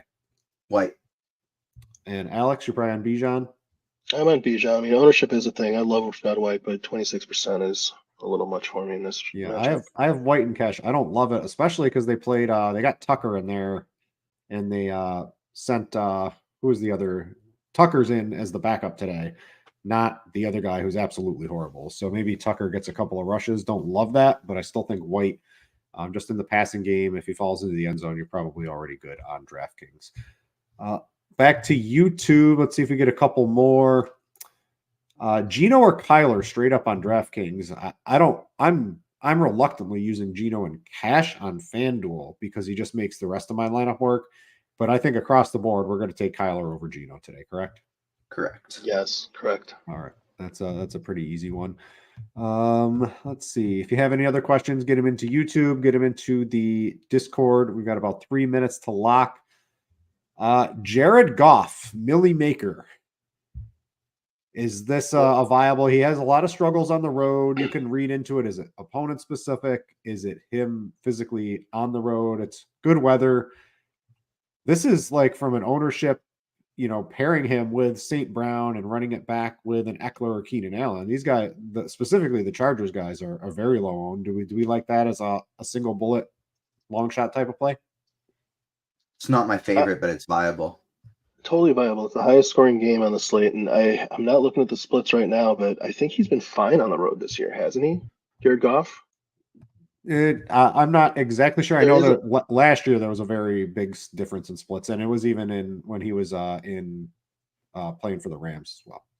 So this year he's 275 yards per game on the road, 268 at home. There's really no difference. It's he's less touchdown passes, but that's all luck too. All right, a couple more. They say Goff is trash on grass. This game's on turf. Who knows? Maybe it's the turf splits. We got to touch the grass, as they say in DFS, to be able to find that type of stuff. Let's see, Kittle more of a defender, maybe more of a blocker than a pass catcher today. I don't know. Cash defense: 49ers, Cards, or Packers. If I had to pick one of those, it'd probably be the Cardinals, especially on DraftKings because they're cheap. But the cash defense, I think for a lot of people today, we're spending up. We're on the Cowboys today, me specifically, and I think my co-host would agree as well. Yes. I would. I would probably go Cardinals, actually. The Bengals are very reasonably cheap on DraftKings as well. Yeah, I'm fine with that too. Defense. Let's see, a couple more. FanDuel, Dell, Brown, or Lockett. Pick one. TJ. Dell, Brown. Oh, no, Lockett. Like Lockett? Yeah. Alex? Lockett, Brown, then Dell. Yeah, same here. I'm on Marquise Brown. I bet is over. It was a big bet. 2 units on scores and odds. I think he has amazing splits with Kyler Murray. I don't think Murray is going to be running around too much. His first game back from the ACL, I think they throw the ball quite a bit today, actually, or they lean on James Conner, one of the two. I don't expect it to be Kyler with his legs. So I really, really, really do like Marquise Brown today. Let me quickly push back on you with that. Lockett's about 18%, Dell about 22%, and Brown about 20%. So that's why I went Lockett. Yeah, for the I understand that from, but the ownership is pretty drastic. I won't fault anybody for playing Lockett. Let's see. Questions. We're answering questions right now, Keith. We got a bunch of questions going on. We only have like 10 minutes to answer questions, and we just hit lock anyway. So that's that. Anyone, Alex, do you do sports betting at all? Do you got anything for the people, or are you not in a state where you can do that? I am in a state where I can do that, both mentally, physically, and financially. I just don't do it. I play Prize Picks a lot. Yep. I play low underdog. All right. You got any sports bets picks, TJ, for the people? Nope, nothing from me today. I just did all DFS, but I'm going to have an NBA prize or an NFL Prize Picks article for the night slate, as well as a bunch of other stuff for the evening game today. So I will have stuff for the Sunday Night Football, but nothing for the main slate. All right. I was happy I won my Colts money line bet. What a gross game that was. That was the biggest bet I've personally ever made. So very happy that one came through. I'm on Washington. I got them at +6.5. You can get a +6. I think that's still good. I didn't write it up, but I like the Chargers. I think you can get them at +3 at home against Detroit. I think Detroit's a little overrated. Anything else? You'd have to. I did put an over on the Washington-Seattle game. I put an over in a parlay that involves some basketball things. Yeah, I can. I'm all in on Sam Howell. So anything passing, over points, receptions, completions in that game, I'm all for it, especially from the Washington side. And if Geno and Seattle can get there, I think that makes total sense. All right, I think we got most of the questions. Discord's cleared out. We've got in YouTube as much as we could. Again, if we missed yours, apologize. We do only have about 5 to 10 minutes normally to answer a bunch of questions. Click the like button on your way out. We would greatly appreciate it. If you're playing anything else today, TJ's got articles. What was that for NBA and the showdown slates later? I believe actually maybe just the showdowns. No, maybe I'm pulling it up right now. I can't remember. I always look after the slate locks. I have NBA expert survey, NFL Sunday Night Football expert survey, and then prize picks for NFL. But I will also be on the pre-lock show for Sunday Night Football with Chief tonight.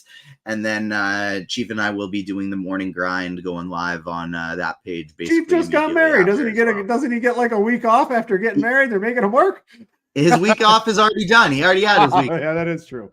I had that. So again, congrats to Chief and Andre. If you go follow them on Twitter or anything, go send them a congrats on getting married. Other than that, for Alex and TJ, I'm Brit. Thanks for watching, and we out you.